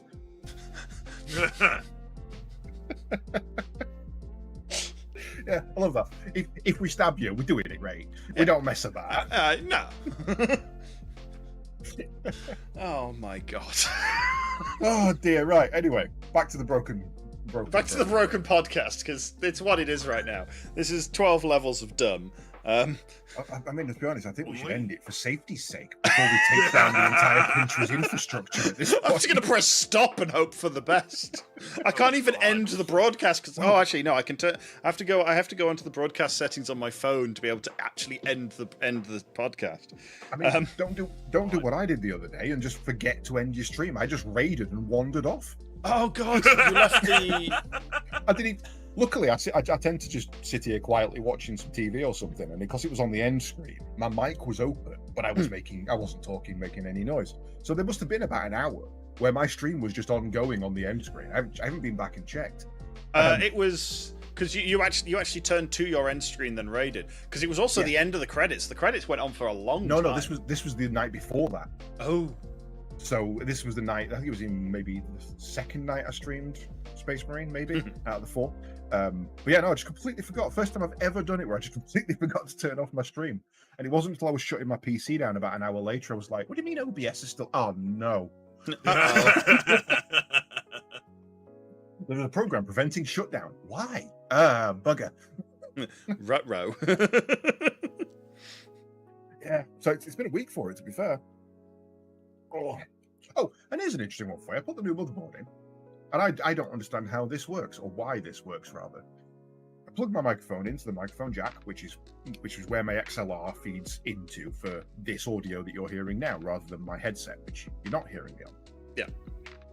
And it went and streamed, and everyone was like, dude, your audio's crap. I'm like, that's weird. So I went and fiddled with everything system-wise. Nothing I could do. It was bizarre. Unplugged it, plugged it back in, and Railtech Manager popped up a thing saying, do you want this on mic in to keep it where it is, or do you want it on line in to move it over to a direct feed? I thought, I'll try it on the other one. Perfect, absolutely perfect. Same socket, but I've yet to figure out what the hell that was about. Why one socket has different qualities of signal for if it's a mic or if it's a direct feed. So you had it as really bizarre. You had it. You changed it to line in, I guess. I plugged it in originally, and it just automatically. I didn't even see the pop up because I was on I was leaning over a computer. Yeah. And it defaulted to mic in. I unplugged it and replugged it, sat back down, and just caught it saying, "Would you like to change this?" I thought, well, yeah, let's give it a try. Yeah. And I changed it to line in. That's bizarre. Yeah. The difference is it's actually the levels of your microphone. So if you're like line level and mic level is much stronger, much higher voltage. than mic level. Mic level is like absolute raw, a microphone out of your headset. There's no amplification, no nothing. So it's generally boosting that by like 20, 30, 40 decibels before it even gets to anyone else's ears. Yeah, which is why it always sounds so crackly and bad audio. Well, so I mean that's what you're hearing right now, because I've actually got line. Actually, no, I'm running line out to line in, so fine. But yeah, that's why the audio can be worse if you've got a bad bad connection or bad microphone or something like that. It's amplified so much worse. If you put a line item into a mic input, it's going to amplify it to buggery and distort, and you end up with crackling and overdrive and distortion, and it's digital distortion, which is even worse. Well, that's what kind of what I'm saying. I understand the mechanics of it, but this is a relatively budget motherboard with three AU pins in the back, 3 aux pins. Yeah. Rather than the 6 that most would usually have. Because I know line in is usually a completely separate socket, but this is the same socket. Hasn't been that for a long time. Like well, if my last motherboard had it. Yeah, well, no. So they've had how old your last motherboard is. Well, yeah, no, they've About had the 2 brains. years. They've had the brains to do this for a long time, but sometimes it depends on the motherboard manufacturer and the drivers and the day of the week and the which way the wind's blowing as to whether or not when you first install it, the drivers and stuff, whether it bothers with that multi-section update or you have to change it in settings. So currently on mine, instead of having, because I think on the back of mine I've got the 6 ports. Instead of me having a surround sound setup, I've got mine set as separate. So I actually have 4 stereo outputs and 2 stereo inputs, as well as the 2 on the front of my case. And when I plug the thing in the front, it always says, a bit like how our laptop does it these days. Yeah. Are you on headset or on your thing? Yeah, or did you just plug in? Yeah. And it just depends on which version, the Realtek driver and hardware you're running for which UI you get. And it's really annoying. I completely forgot that was even a thing. When I plugged it in and saw the pop-up, I was like, man, I haven't seen that in nearly 2 decades. Yeah. It just doesn't happen anymore. Yeah, because you don't run it was a bit of a... No, well, I do now officially as of this week. So, oh yeah. But yeah, just really bizarre. And I don't use the front ports either because everything on mine is plugged in directly via the back and a wireless receiver for my audio out, which then when I turn my headset off, automatically switches over to my 5.1 surround sound because I've got it all fed through. Yeah. So I just haven't used that in ages, and it just took me by surprise. And the fact that it's literally unplugged and replugged into the same socket with such a vast quality difference, so weird. But yeah, that's computers. Yep. Computers. Who knows how it's going on? I have no idea how I'm ending this stream later. I mean, I can't even get to the dashboard on my phone to be... I would recommend turning it off and back on again. Reciting the litanies of the Omnisci. I mean, you turn your computer off, it'll end the stream, right? It'll end the stream, but not the broadcast, because I've got it to not auto stop on YouTube because of previous network issues we've had. Kremlik has admin access to that. Kremlik could actually do the end broadcast bit if he could go in and just once we finish, just go in and make sure it's stopped. Yeah. I mean, I can probably actually get onto this site. Stop doing Satisfactory and pay attention. He's definitely around somewhere. But yeah, he's not spoken 10 minutes. He's definitely back on Satisfactory. He's definitely. He's been playing that whole stream. Let's be honest. Yeah, but now he's playing it. True. Oh dear. Actually, I need to do a favour for Sarin while I'm thinking about it. See if we know when Ranma Half's coming out. Yeah. Oh, I've got a couple people excited for that. Oh, mate. I think we'll have it on Crunchyroll if anything, because I have that. So. That'd be so good. Oh, yeah. While I was fixing some issues, while I was fixing the subtitles for that fucking Suicide Squad isekai, I've ended up starting watching it. I don't know what people are complaining about. It's exactly like every other isekai I've ever seen. It's just, if people are saying, oh, it's terrible, it's a bad version of the genre, it's exactly the same. If you don't like that and you like Sword Art Online, you're not seeing the similarities. Right, okay. Nothing wrong with it. It's perfectly cromulent. It's not the perfect example of the Suicide Squad genre. Yes, it's not meant to be. That's probably what they're complaining about. It's bizarre. Some B-tier villains in there. I don't even know. Like, it's literally meant to be stupid for stupidity's sake. Like, awesome. Take brain out, watch and enjoy. King Shark, best character. That's all I'm saying. Fair, no fair, nonsense. Oh, God. Right. So, what we got coming out then? That's past, present, and what's in the out? future? I'd love to check, but I can't. Actually, no, I can on my phone.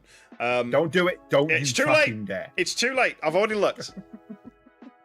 I've already looked. I know for me, I think the next big one. There's probably a couple of little things coming, but the next big one for me is Dragon Ball Sparking.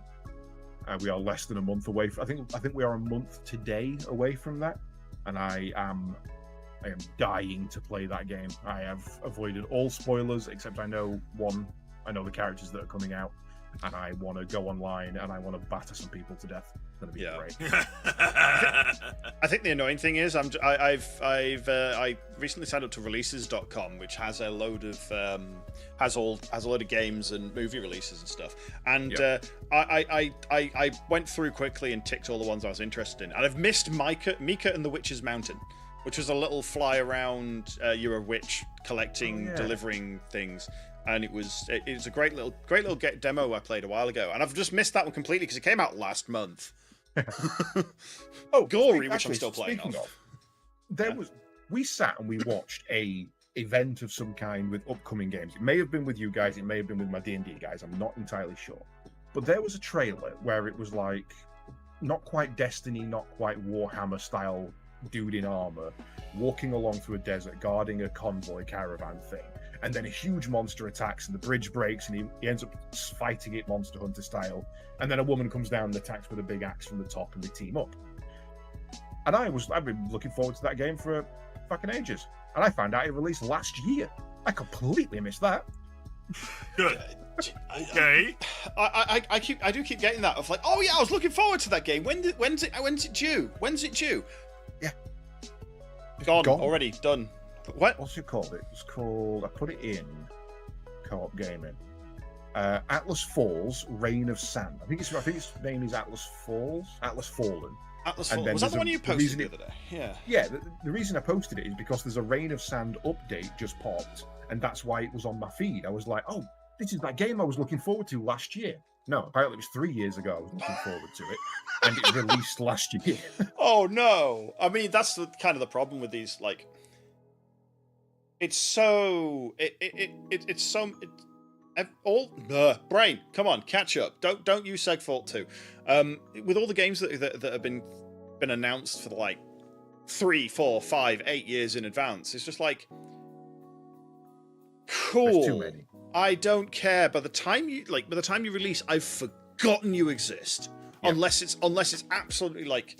Unless it's something that I've been absolutely pining for and know about, and you keep reminding me, like, or you've gone early access, which is probably the only way to remember a lot of these games. Like Satisfactory, for example, 5 years in development, or 5 years in public development, as it were.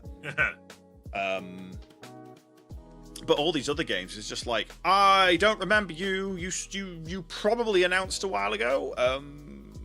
Yeah, I look at stuff and I've. This is the upcoming games for. Let's have a look. What we got?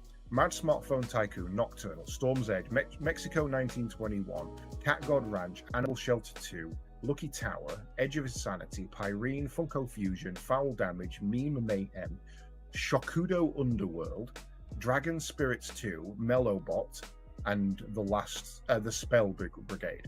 That's just in the next 3 days. Jesus. Yeah, I mean, I don't know any of those. I know I've heard of Funko Fusion, which is a game I said Lego should have done 4 years ago, and they've missed the trick. Yeah, I'm just looking through as well. Like, oh, Funko Fusion. Oh, that one. Yeah, okay, yeah. They're late to the thing on this.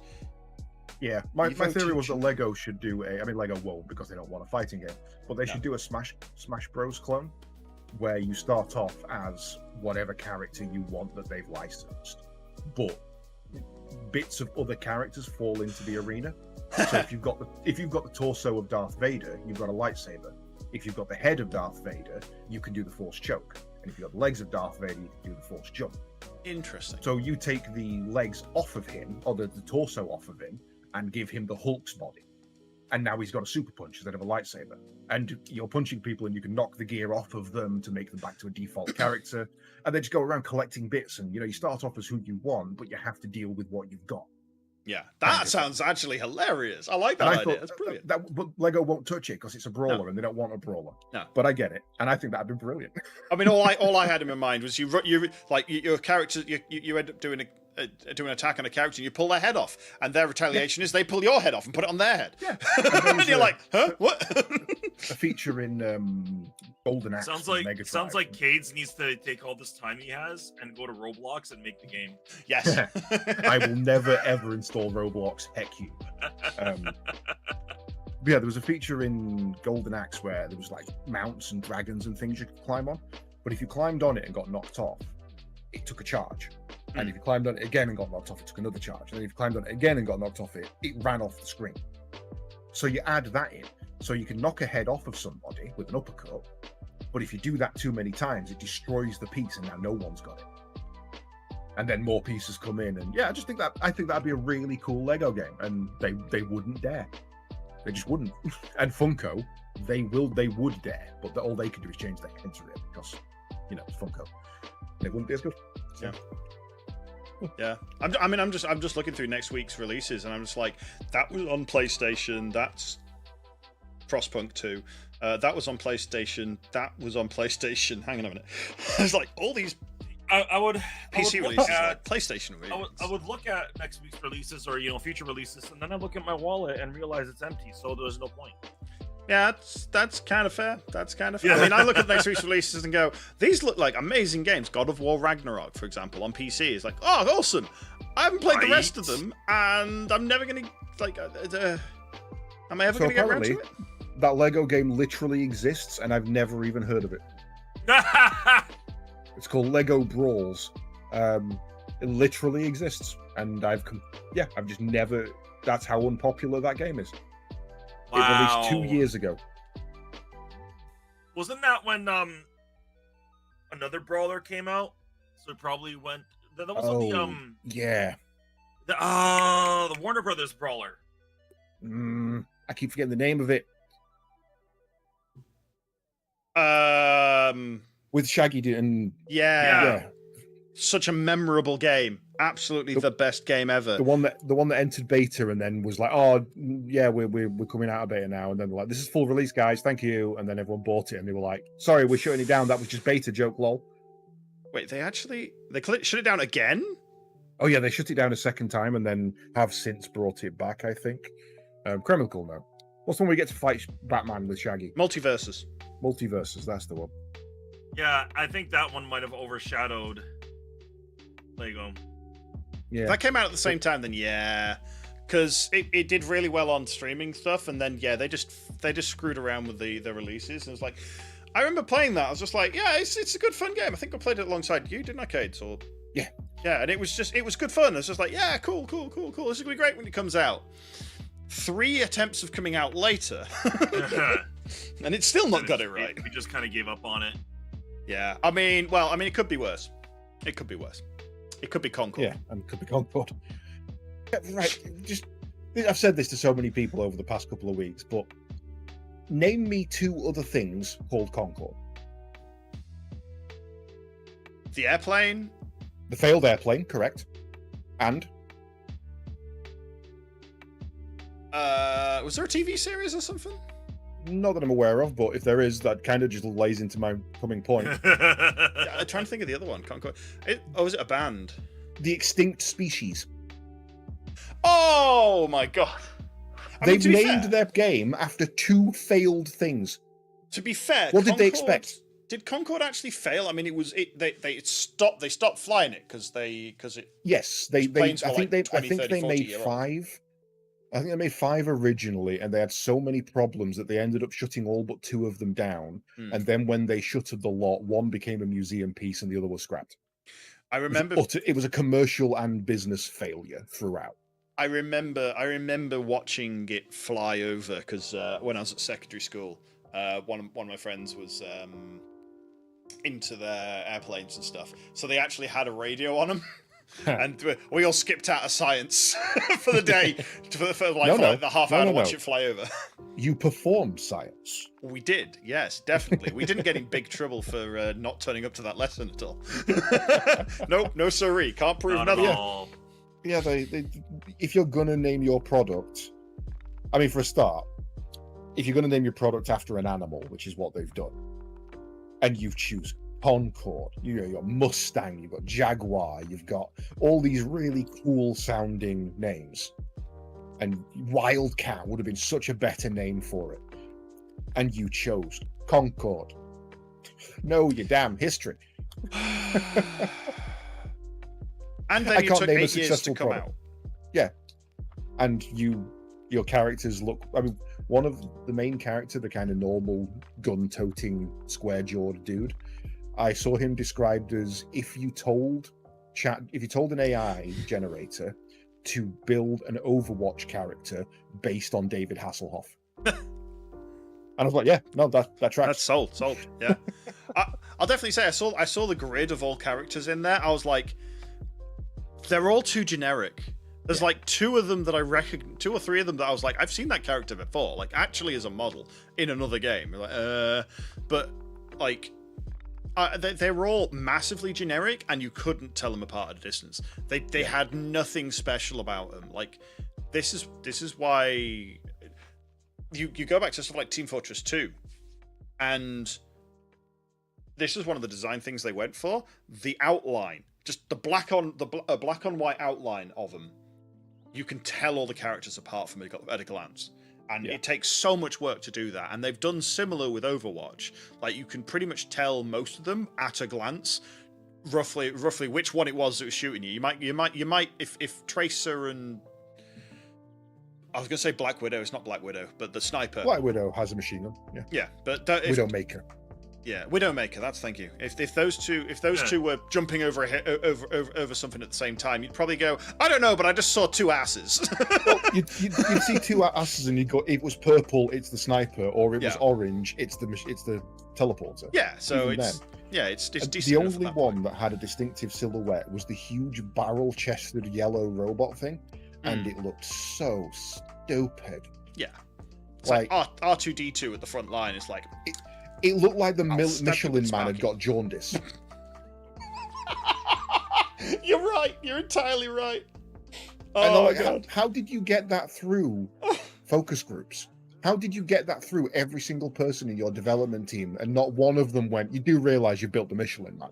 That's because the only people that were saying yes were the bloody the higher ups that said, yeah, let's get this out of it, let's get it out, it's fine. 14 days later, let's refund everybody, please, quick, let's sweep it under the rug. We don't want another fucking Helldivers 2 issue.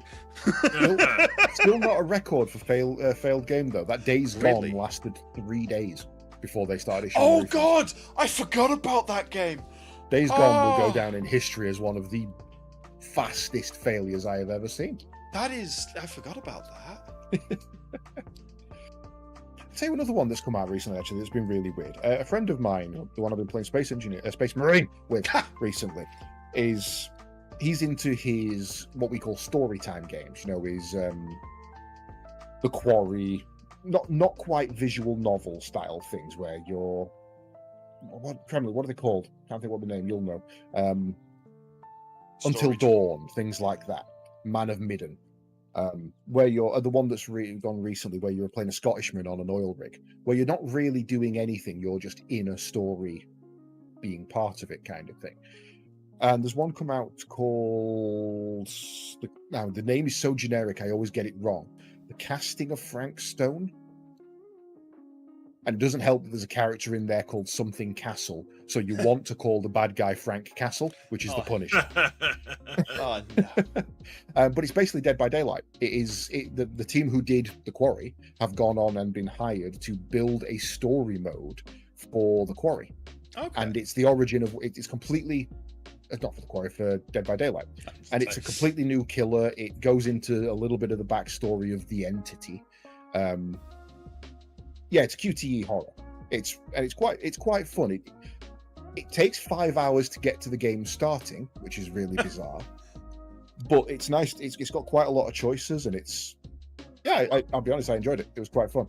But it does take 5 hours in a casual play to get to the point where you can possibly have the first person die, kind of thing. Wow. But yeah, no, it's nice to see Dead by Daylight actually throwing in some lore. And I won't obviously spoil the ending, but the ending goes into Dead by Daylight. Like it ends at a campfire. I'll put it that way, which is the character select screen. Oh, interesting. And if you've not played Dead by Daylight, every single one of the references will just go straight past you. Yeah. But if you have gone and played Dead by Daylight, you're like, that's kind of cool. Oh, yeah, that's that thing. Oh, there's a trapdoor. It's kind of cool. It's one of those. It's a homage to the fans, basically. Like yeah. That's fair. And yeah, like those sort of on a rails story games. Yeah. Like you're going to go past everything. Limbo and its prequel, sequel. I can never remember the which is the 2D like. It is a linear game. Horror. It is a linear game.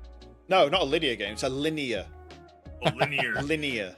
Linear could be linear. You don't know.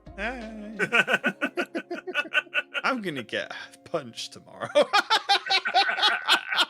Tomorrow? She's already on the train. Yep. I can hear that punch coming a mile away. The Inside. Thank you, Kremlik. Yeah, those games are like there is no way to not go through that story. Yeah. No way to not end that story. It's just how it ends. Yeah, and it's always the same way. Like it's always the same puzzles. Like once you've done that, it's a sort of almost one-shot game. You can't replay it without knowing all the bit, without knowing how it's going to go.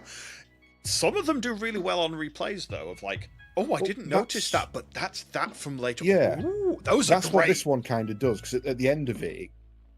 Again, I can't say anything really without spoiling it, but it allows you to go back on a second play. It allows you to go and see the choices you've made.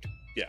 So you can go, oh, okay. So when I did that, if I'd have failed that QuickTime event, that person would have died. Or if I'd have succeeded that QuickTime event, that person would have lived. Yeah. Or there's a third option there. What the hell is the third option? I didn't even see a third option kind of thing. And one that they love doing is. They will put a character unconscious, and you will have a chance to disarm them. Take their knife, take their gun, take their sword, take their cane, without them knowing. And then at some point later on, something will happen. They'll reach for their gun, and it's not there. And that's a consequence of your actions 4 chapters previously. So if you wanted to change that, you've got to go back that far, kind of thing. But they do allow for second playthroughs, and in most cases. Everyone can live and everyone can die and everything in between. So there's a lot of playthroughs. And I will say, so this is to everybody, if you are ever going to get into any of those games, and I've sat and watched quite a few now. I've not played them myself because it's not my thing, but I do like watching them. Play The Quarry. The Quarry is above and beyond. It's the pinnacle of they've got to the point where their storytelling is coherent and the gameplay is able to keep up with that. Without overshadowing it or dragging behind. The Quarry is an absolutely amazing game with just the right level of tongue-in-cheek. And it's got some really big actors in it as well. Like the guy who plays Joker in Gotham is in it, and the guy who plays Simon the Sorcerer in the D&D movie is also in it. Okay. So it's not a low-budget, cheap-ass thing. This is... it's not... Who's the... bloody hell, what was it? The guy who played Jockster in Xena, he's in it. And the guy who was Bishop in Aliens, the robot, he's also in it. So it's a real good cast with some proper quality voice acting, and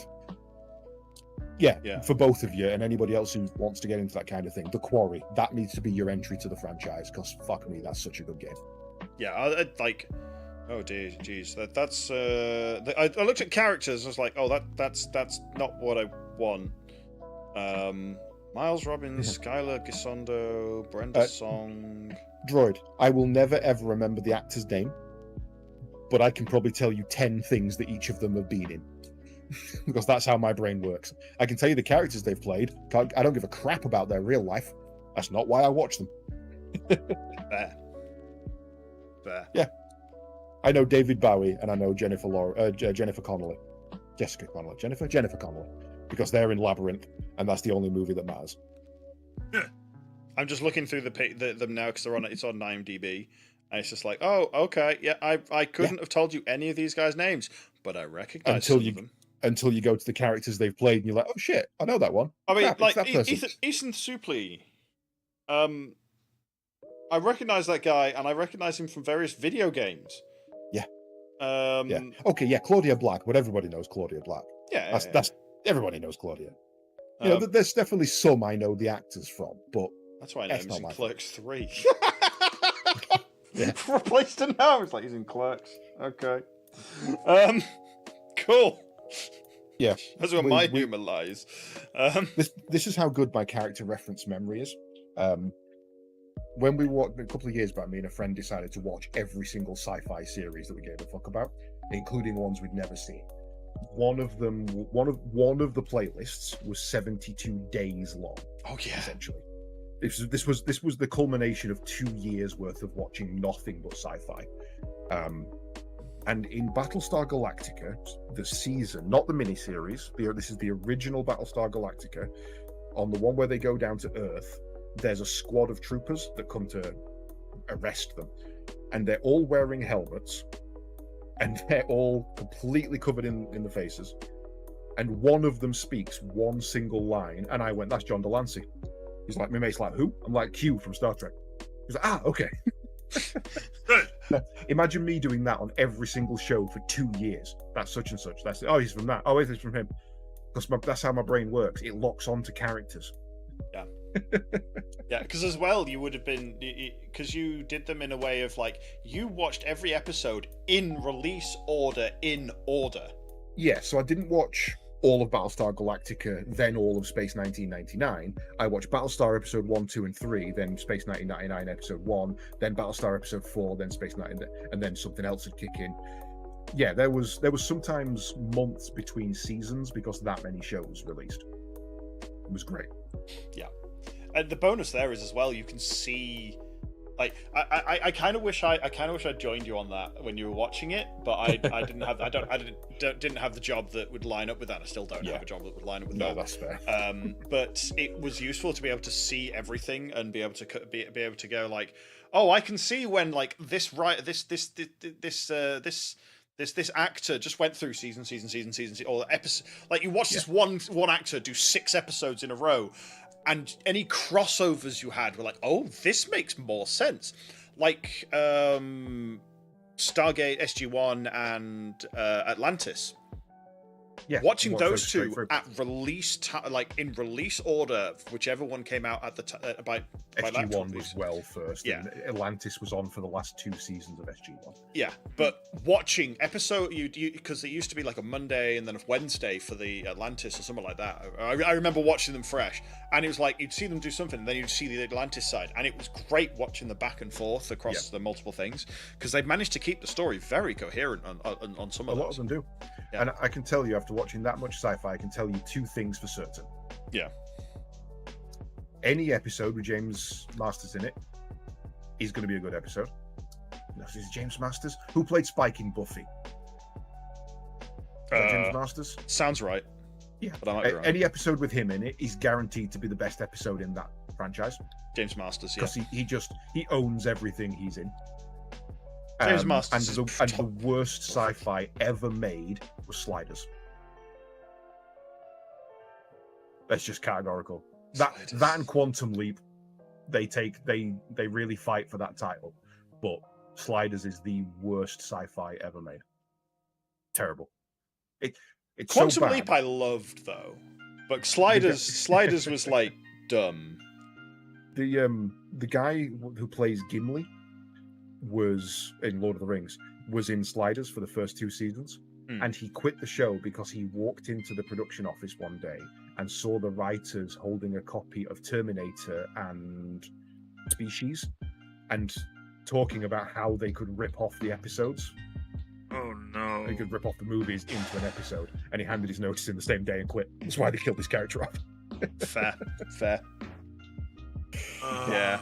Buffy, Angel, or Hercules and Xena Warrior Princess. Yes, those crossovers were great as well at the same time. Yeah, it's just a shame that Kevin Sorbo turned out to be a massive racist. Yeah. Damn. Torchwood was bad. I'll tell you what, actually, Primeval, specifically the American one, that was terrible. Don't watch that. Don't ever watch that. The last season of the last 2 seasons of the 100 are the only 2 worth watching. Don't watch the first ones; they're crap. And 100. I didn't like the last season of the 100. I think everybody who likes the 100 hates the last 2 seasons, and everybody who dislikes the 100 likes the last 2 seasons because they're just so different. Was it a set of new writers for that or something? No, they just changed style. They moved from Earth and being in there's only a limited amount of humans left to go into another planet and being we can basically do what the fuck we want, so we're going to restart the story. And there was a whole body swap We Are Gods thing going on, like almost Galaould from Stargate. Okay. And I kind of liked it. It was good. And weirdly, thinking about it, it was very Galaould because the leader of it was Martouche from Stargate SG-1, who was one of the Tok'ra. Guess where they got that idea from? Fine. Yeah. Oh dear. Earth Final Conflict was fine. Earth Final Conflict was absolutely fine. Colony was bad. Don't watch Colony. Humankind consists of 3 people that have been revived by the ghosts from Destiny. That's it. That's the story. You're done. Go away. Okay. Oh dear. Yeah, no. Let's stop talking about sci-fi because I'll go on all afternoon. I have a rule with people that there are 3 subjects with which you are allowed to tell me to just stop talking and there will be no argument. Lord of the Rings, Warhammer, Star Wars. If you get me started, I will not stop. And I may have to add the sci-fi playlist to those, and that might have to be the 4. George, stop. Oh, no, stop it. Stop it. Slow down. Star Wars. Have you checked out the Star Wars Unlimited card game? Star Wars Unlimited? No. My Fantasy Flight. So it is a collectible card game, so you're bound to be buying packs. Well, I got back into it. It's been the first game since I stopped playing Magic that I've actually gotten back into. And I've been having a lot of fun with it. I like the card art. It's very retro art. Magic, but in its own style. Yeah. If you ever want to give it a shot, the community has built online platforms for people to play and test decks. Like YVD for Yu-Gi-Oh! And things. Yeah, something like that. All right. I mean, there is one I'm wanting to get into, and it's called something that I remember. Ever Versus or Every or something like that. I can't think of the name, but it does universal crossover for all of its decks. So the 2 decks I'm looking at are Trigun from the anime and Godzilla. Huh. So interesting. They do the crossovers quite nicely, and you can customize those decks and build them up together and everything. So, yeah, cool. I can't think of the name of it. It's an orange box. That's all I can tell you. But I want to build a working deck of all the old card games I used to play. Like I want a Nappa deck from Dragon Ball. I want to rebuild my Stallburn deck from Yu-Gi-Oh! I want to get my Warcraft TCG deck back up and running. I'm going to build a Magic the Gathering Tyranid deck, so that I've got a deck of cards that I can just play. You know, I'm going down to the event on the 20th. Is Magic doing a Warhammer crossover? They already did. You can buy Servants of the Imperium, Servants of Chaos, Necrons, and Tyranids. And from what I've been looking into, the Tyranid decks gel quite well into the mainstream. A lot of people are. Well, there's also a lot of those cards. There's a D&D deck. It's like one of the cards is Sanguine Blood, and then the other one's like Sacrificial Blood or something like that. So they're both part of the Magic D&D release. One card is when your opponent loses life, gain life. The other card is when you gain life, your opponent loses life. Oh, okay. You lose life, therefore I gain life. Therefore you lose life. Therefore you're dead. Yeah, basically, it's like excuse me, infinitum, like 2-card combo.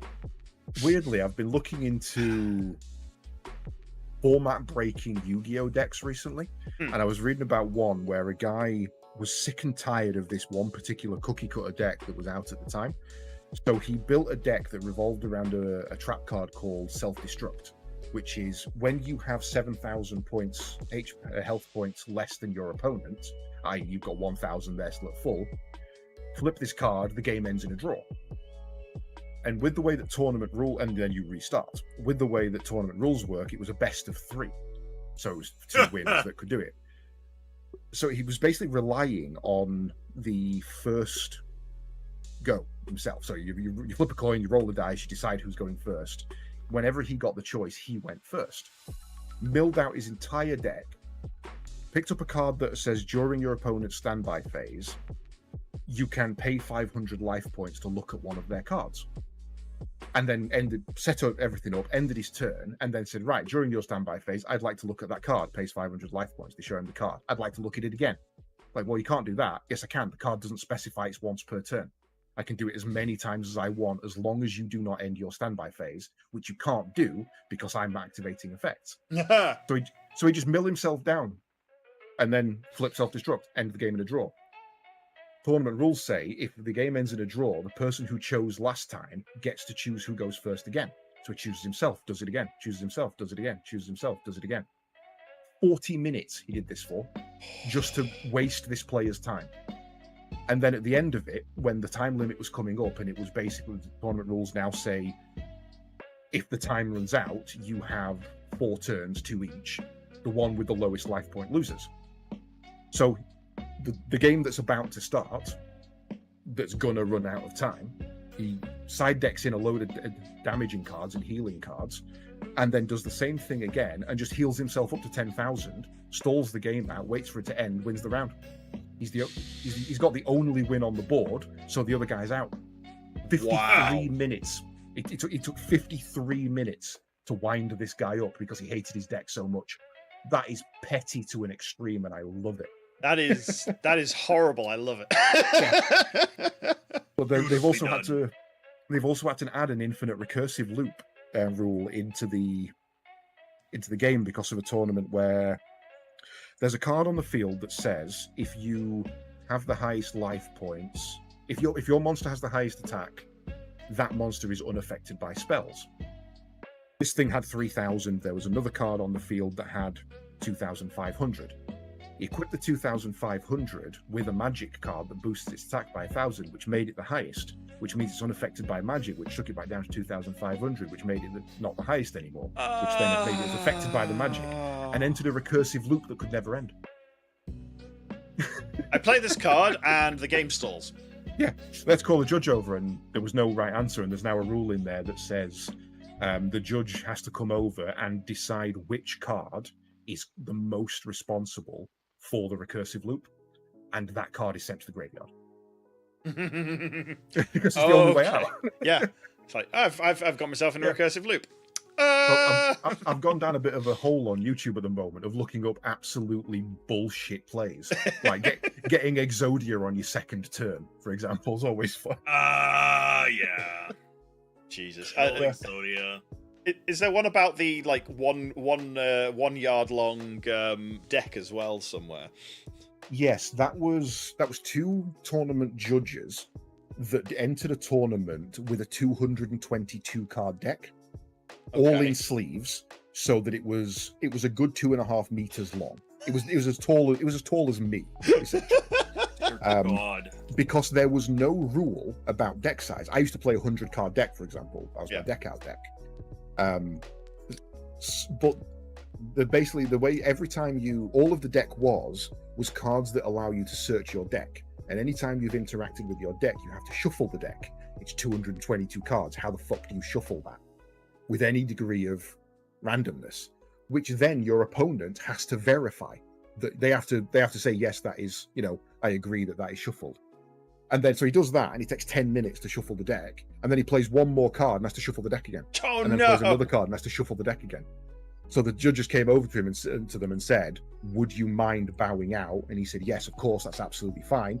We'll forfeit the match and bow out of the tournament." But the next iteration of rules update from Upper Deck had a 60-card limit for that reason. If in doubt, force their hand. They were just doing it to prove a point, to make that rule change, because they were sick of seeing 200 card decks kind of thing. Yeah. You were brilliant. just hoping to outdraw the opponent. Yeah. You were hoping that they would see your deck and quit, is what you were hoping for. Yeah. Because what's the point? I'm not going to have fun. I miss having the free time to play card games, I'll be honest. Yeah, all my card gaming times was during school and uni, and it's just I did a little bit while I was living up in Lancaster, and it's like I don't have the spare time to just get it. I really liked Keyforge when it came out, because all the design of the deck went out the window, because you bought a deck and it was that deck. You could not modify the deck because every deck was algorithmically set. And so you played with that one, and there was a mechanic in the semi-professional and professional play where if it won, it kept getting what they called chains, which meant once you had a lot of chains on the deck, you couldn't draw as many at the beginning of a turn, and if you got too many, it was deemed too dangerous, and you couldn't play it in professional play anymore. Okay. I think there was another mechanic on it that if it won enough times at top level play, it could never be played in any tournament ever again. I think there's I think in that's not Keyforge. Sorry, that's not Keyforge for the never playing that deck ever again in professional play. But the chains the chains would, like, if you won, you got a chain on it. If you lost, you took a chain off, and so you'd end up with your deck ending up at, like, it was balanced by you could only ever draw 3 cards at the beginning, for example. Right. Okay. Yeah, it was an interesting mechanic. I found the name of that card game. It's called Universes. Universes. Okay. It's Attack on Titan, Godzilla, My Hero Academia, Critical Role, Yu Yu Hakusho, Cowboy Bebop, Trigun, lots of My Hero Academia, lots. Just surprising.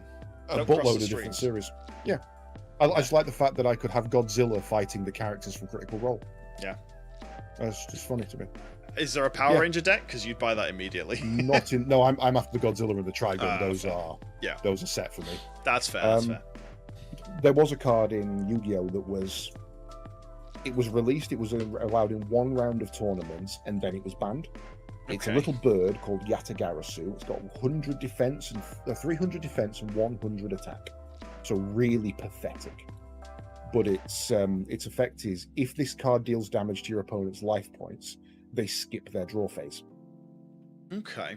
Meaning if they do not have the card in their hand to stop it right now, they can never stop it, and it's death by 1,000 cuts.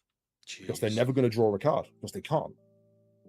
And that was on the ban list for 15 years, and it got removed 2 years ago. It's finally able to be played again, because there's so much more bullshit out there now than Yatagarasu. Wow. Yatalok. Kremlik knows Yatalok. Yeah, he's legal again now, by the way. Limited to 1, but you can play him. Oh, no. So what you do is you equip him with an item that allows him to attack life points directly. That's it. They've got no draw phase. As long as you can keep that little fecker alive, he will peck you until you're dead. Wow. Yeah, no, I like my card games, but I don't have the time to sit and learn the metas and understand what's good and why anymore. Yeah. And that's why I'm so excited for going down to London, wherever we're going, on Cheltenham. We're going to on the 20th, because I'll actually get to play Warcraft TCG for the first time in 10, 15 years. Oh yeah, because Wasted's got the full set, hasn't he? Yeah, he's got the raid decks, which is what I'm excited about. I'll get to fight Mag Theridon again. I'll get to fight all of the Rage Fire. What is it called? Where Ragnaros lives, anyway, that one. And Onyxia as well. I'll get to go and do something that I haven't done since the end of my childhood, essentially. Wow. Which is where I had to get a job and stop playing things. Oh dear. Yeah, so I'm looking forward to that. And I've just been told as well, let me get the new thing up, that while I'm down there, at Gravesend, which is like 30 minutes away from where we're going to be, a galleon is being opened up to the public, and it's an old world Spanish galleon. So I'm going to go and have a wander around on that. Interesting. Oh yeah, that weekend sounds great. I've got other things that are happening right now that make you've got more important things than and this is exactly why we don't get to play card games, because more important things keep coming up. Yeah. And there's an old saying that we like a parent. I was gonna go today, and it's like, oh, we have a parent-teacher meeting at the start time of the event. I'm like, really? Yeah. There's an old joke. It's an expansion of, I think it's a Team 4-star quote, which is only adults can play children's card games, because we're the only ones with the money to be able to keep up with it. Yeah. But the ultimate irony is we don't have the time. Yep. Kids have the time and no money. We have the money and no time. It bothers me. Yeah. So pay for your kids' hobbies. They'll never get Always to do them pay for again. your kids' hobbies. Yeah, you'll regret not doing it. Yeah. And they'll hate you for not doing it either. You might regret doing it, but you'll hate yourself more for not letting them. Yeah. You'll regret how much you spend after like 6 months and they're not playing with it anymore. But at least they played for 6 months. That Tyranid deck I'm looking at is 80 quid. Yeah. Fuck. I used to buy an entire deck for 20 quid. Yeah. That's insane. I had a job, and I as a kid when I was 16, 17 kind of thing. That reminds me, Sarin, I need to go pick some up from the shop for you.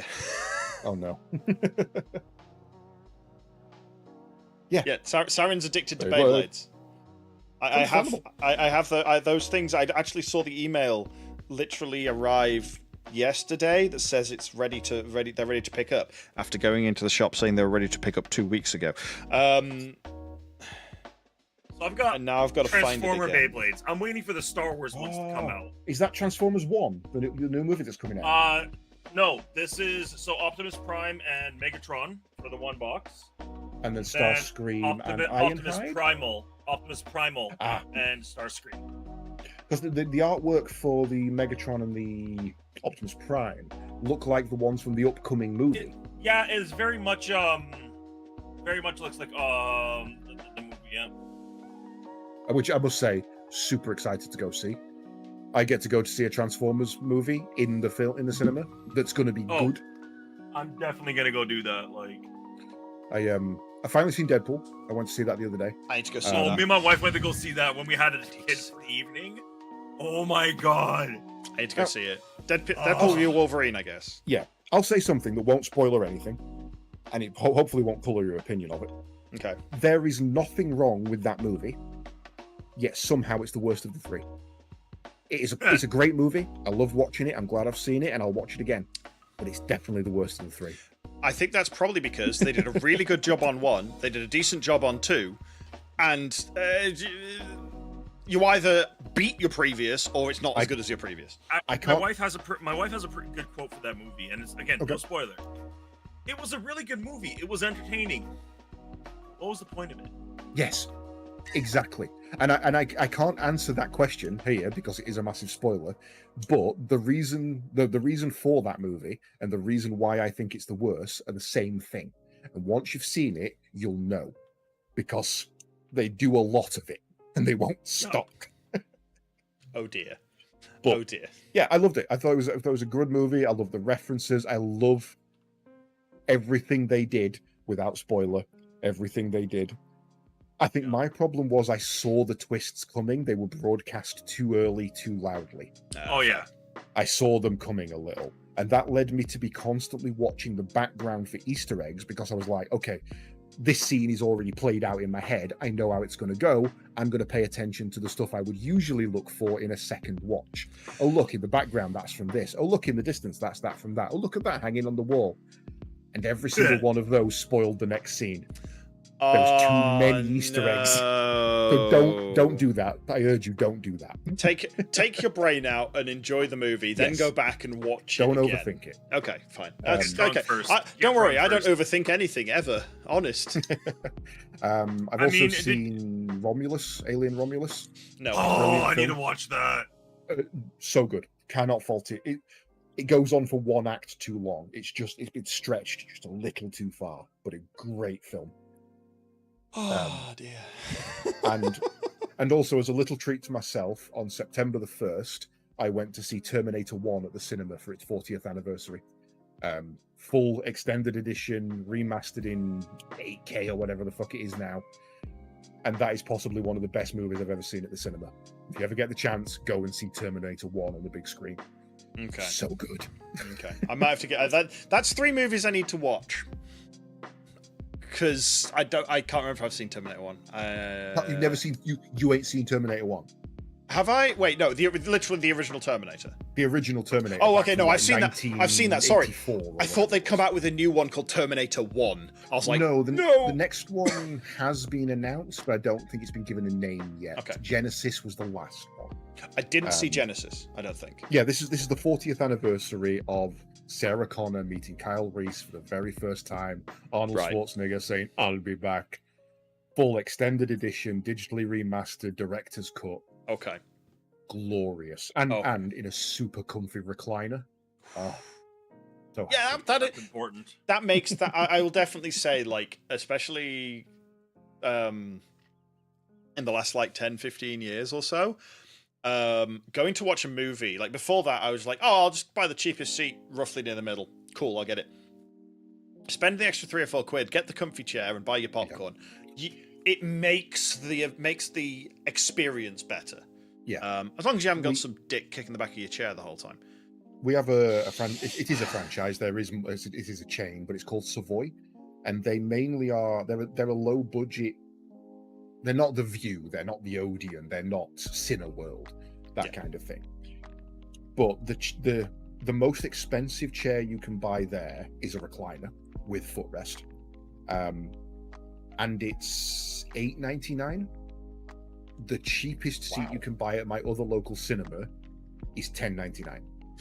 Because I know so the most expensive seat is cheaper than your cheapest seat, and it's the only time I've ever sat through an entire film without fidgeting. That's how comfy I was. That's good. Damn. I'll definitely say the nicest thing, like when I was last watching movies, was at View in Lancaster, and they had seats for $5, and I watched so many movies at that, and it was great. I loved it. And then they put the prices up to where they put it the rest of the country, and I went, I'm never going to the cinema again. Fuck that for those seats. No. Yeah. I can go to my local cinema, get a drink, a hot dog, and a movie for 15 quid. Yeah, that's a great 3 hours out. Yeah, and if I go late at night, parking across the road is £1. if I want to park a minute and a half's walk away, it's free.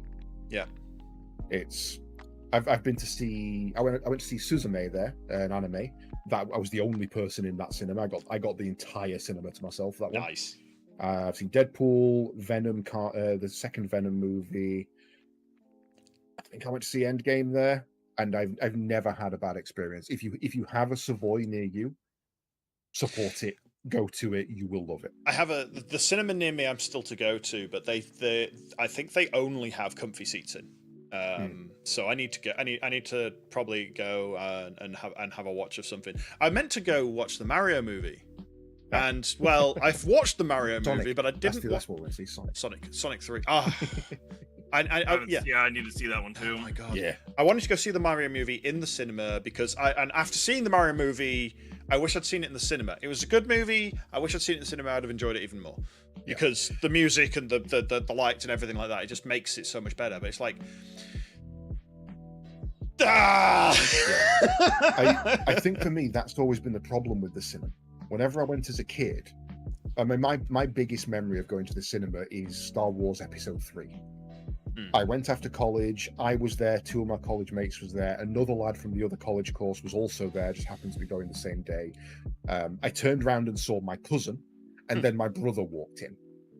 That is already far too many people for me to watch a movie.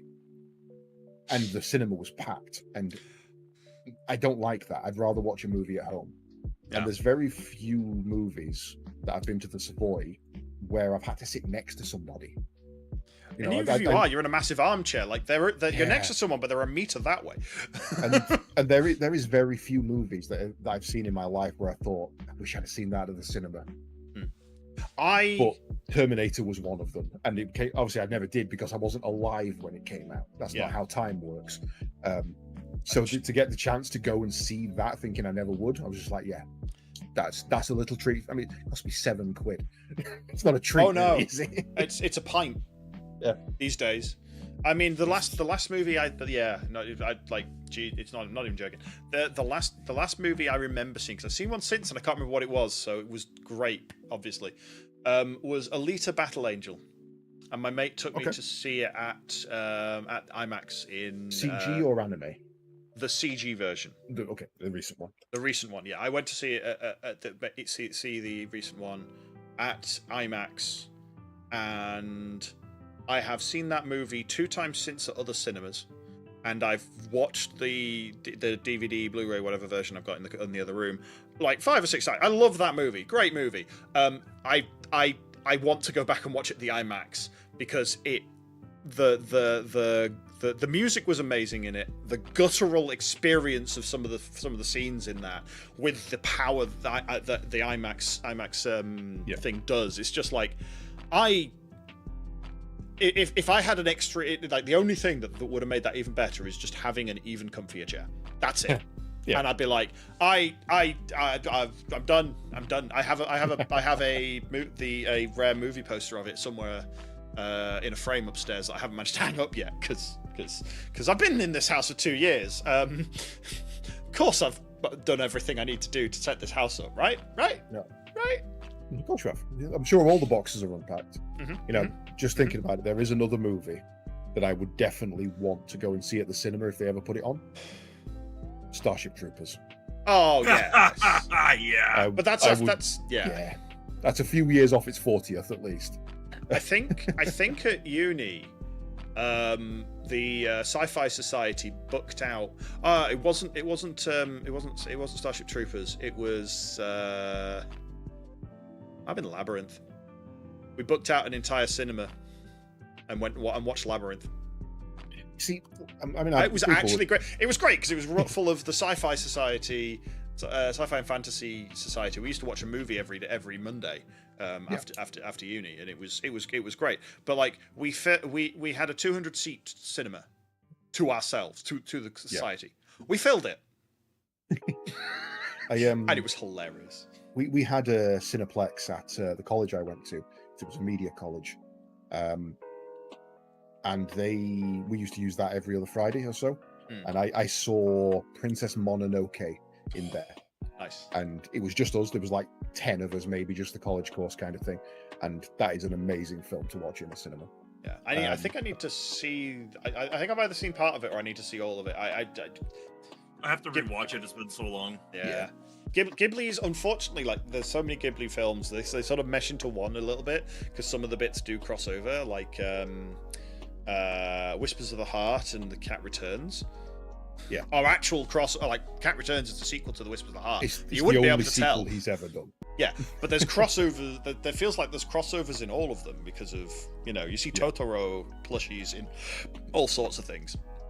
Yeah, Totoro's obviously the famous one for merchandise, and I would say that Howl's Moving Castle is probably the other.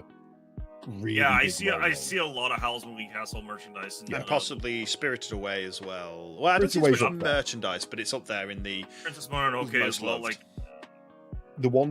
my favorite one is his first Noska. I absolutely love Noska. Oh yeah, the Wind. Oh my god, I love that one. I think I've seen that one. That's another one I would see at the cinema. It's very artsy, and there's not much actually happens in it. Floaty Islands. Such a good movie.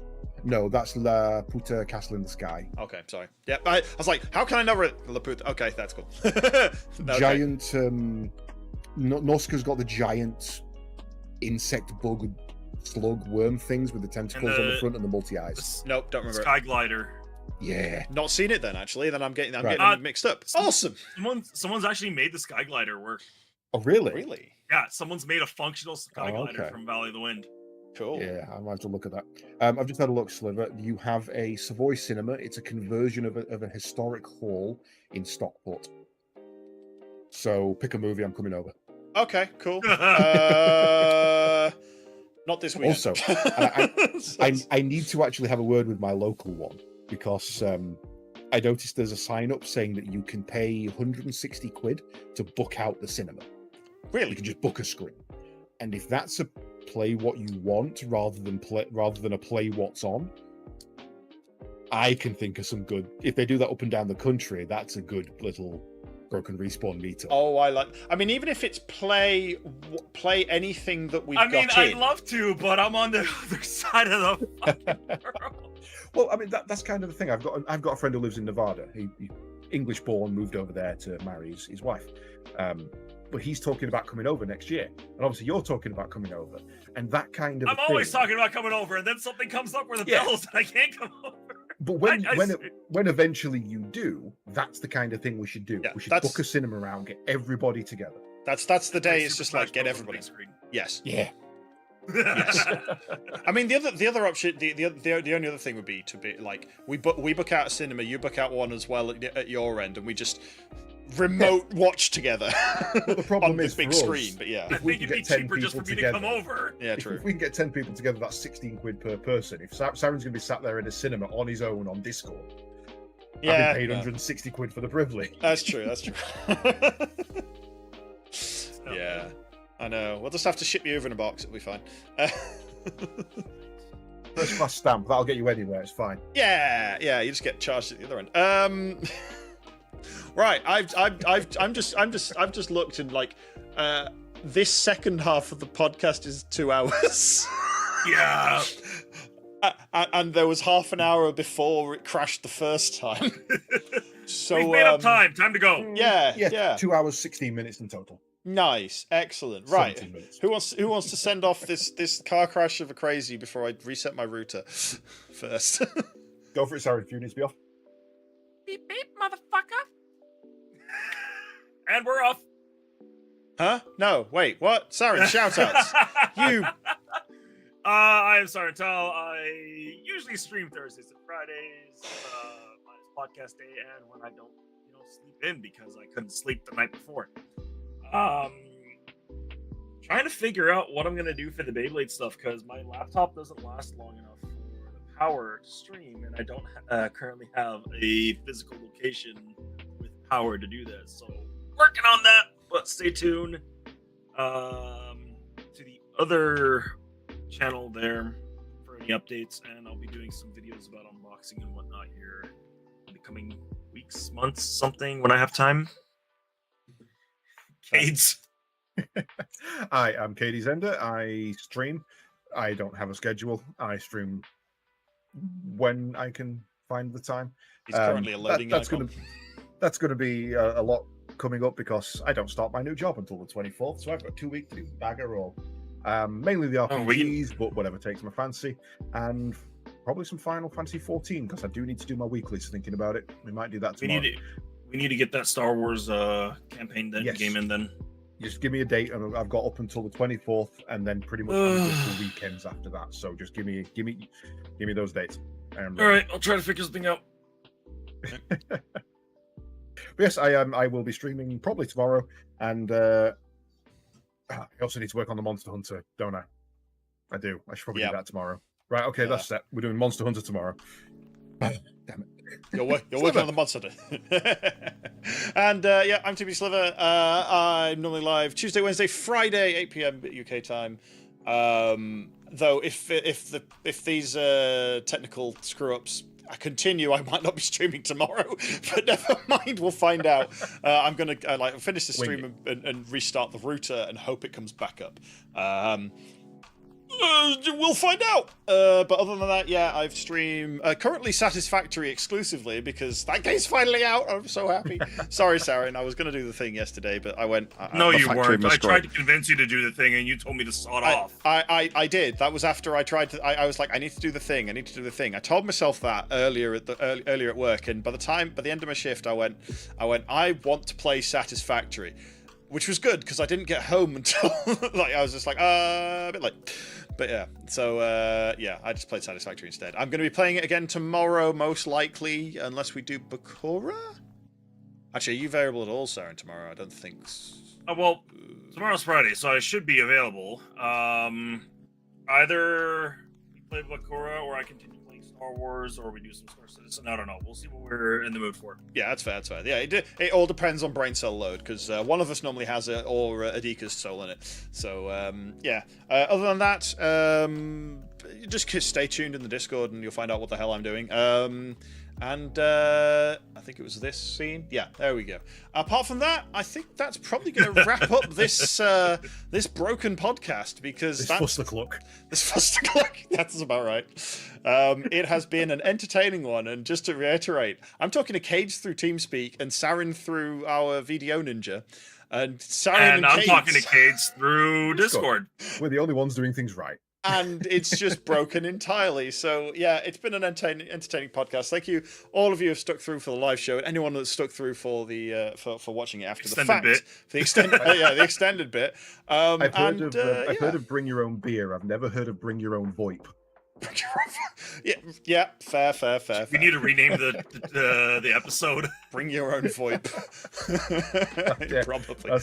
That's about right. Yeah. Anyway, thank you very much, everyone, for joining, and we'll catch you all in 2 weeks, and hopefully, Never get shit working. I get shit working, and it doesn't crash out like this again. We'll see.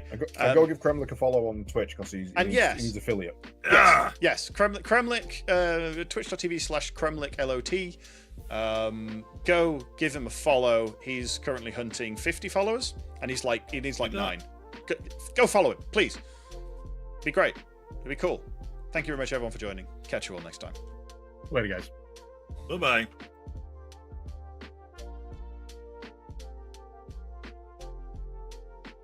What kind of shit show was that? Sliver, what did you do?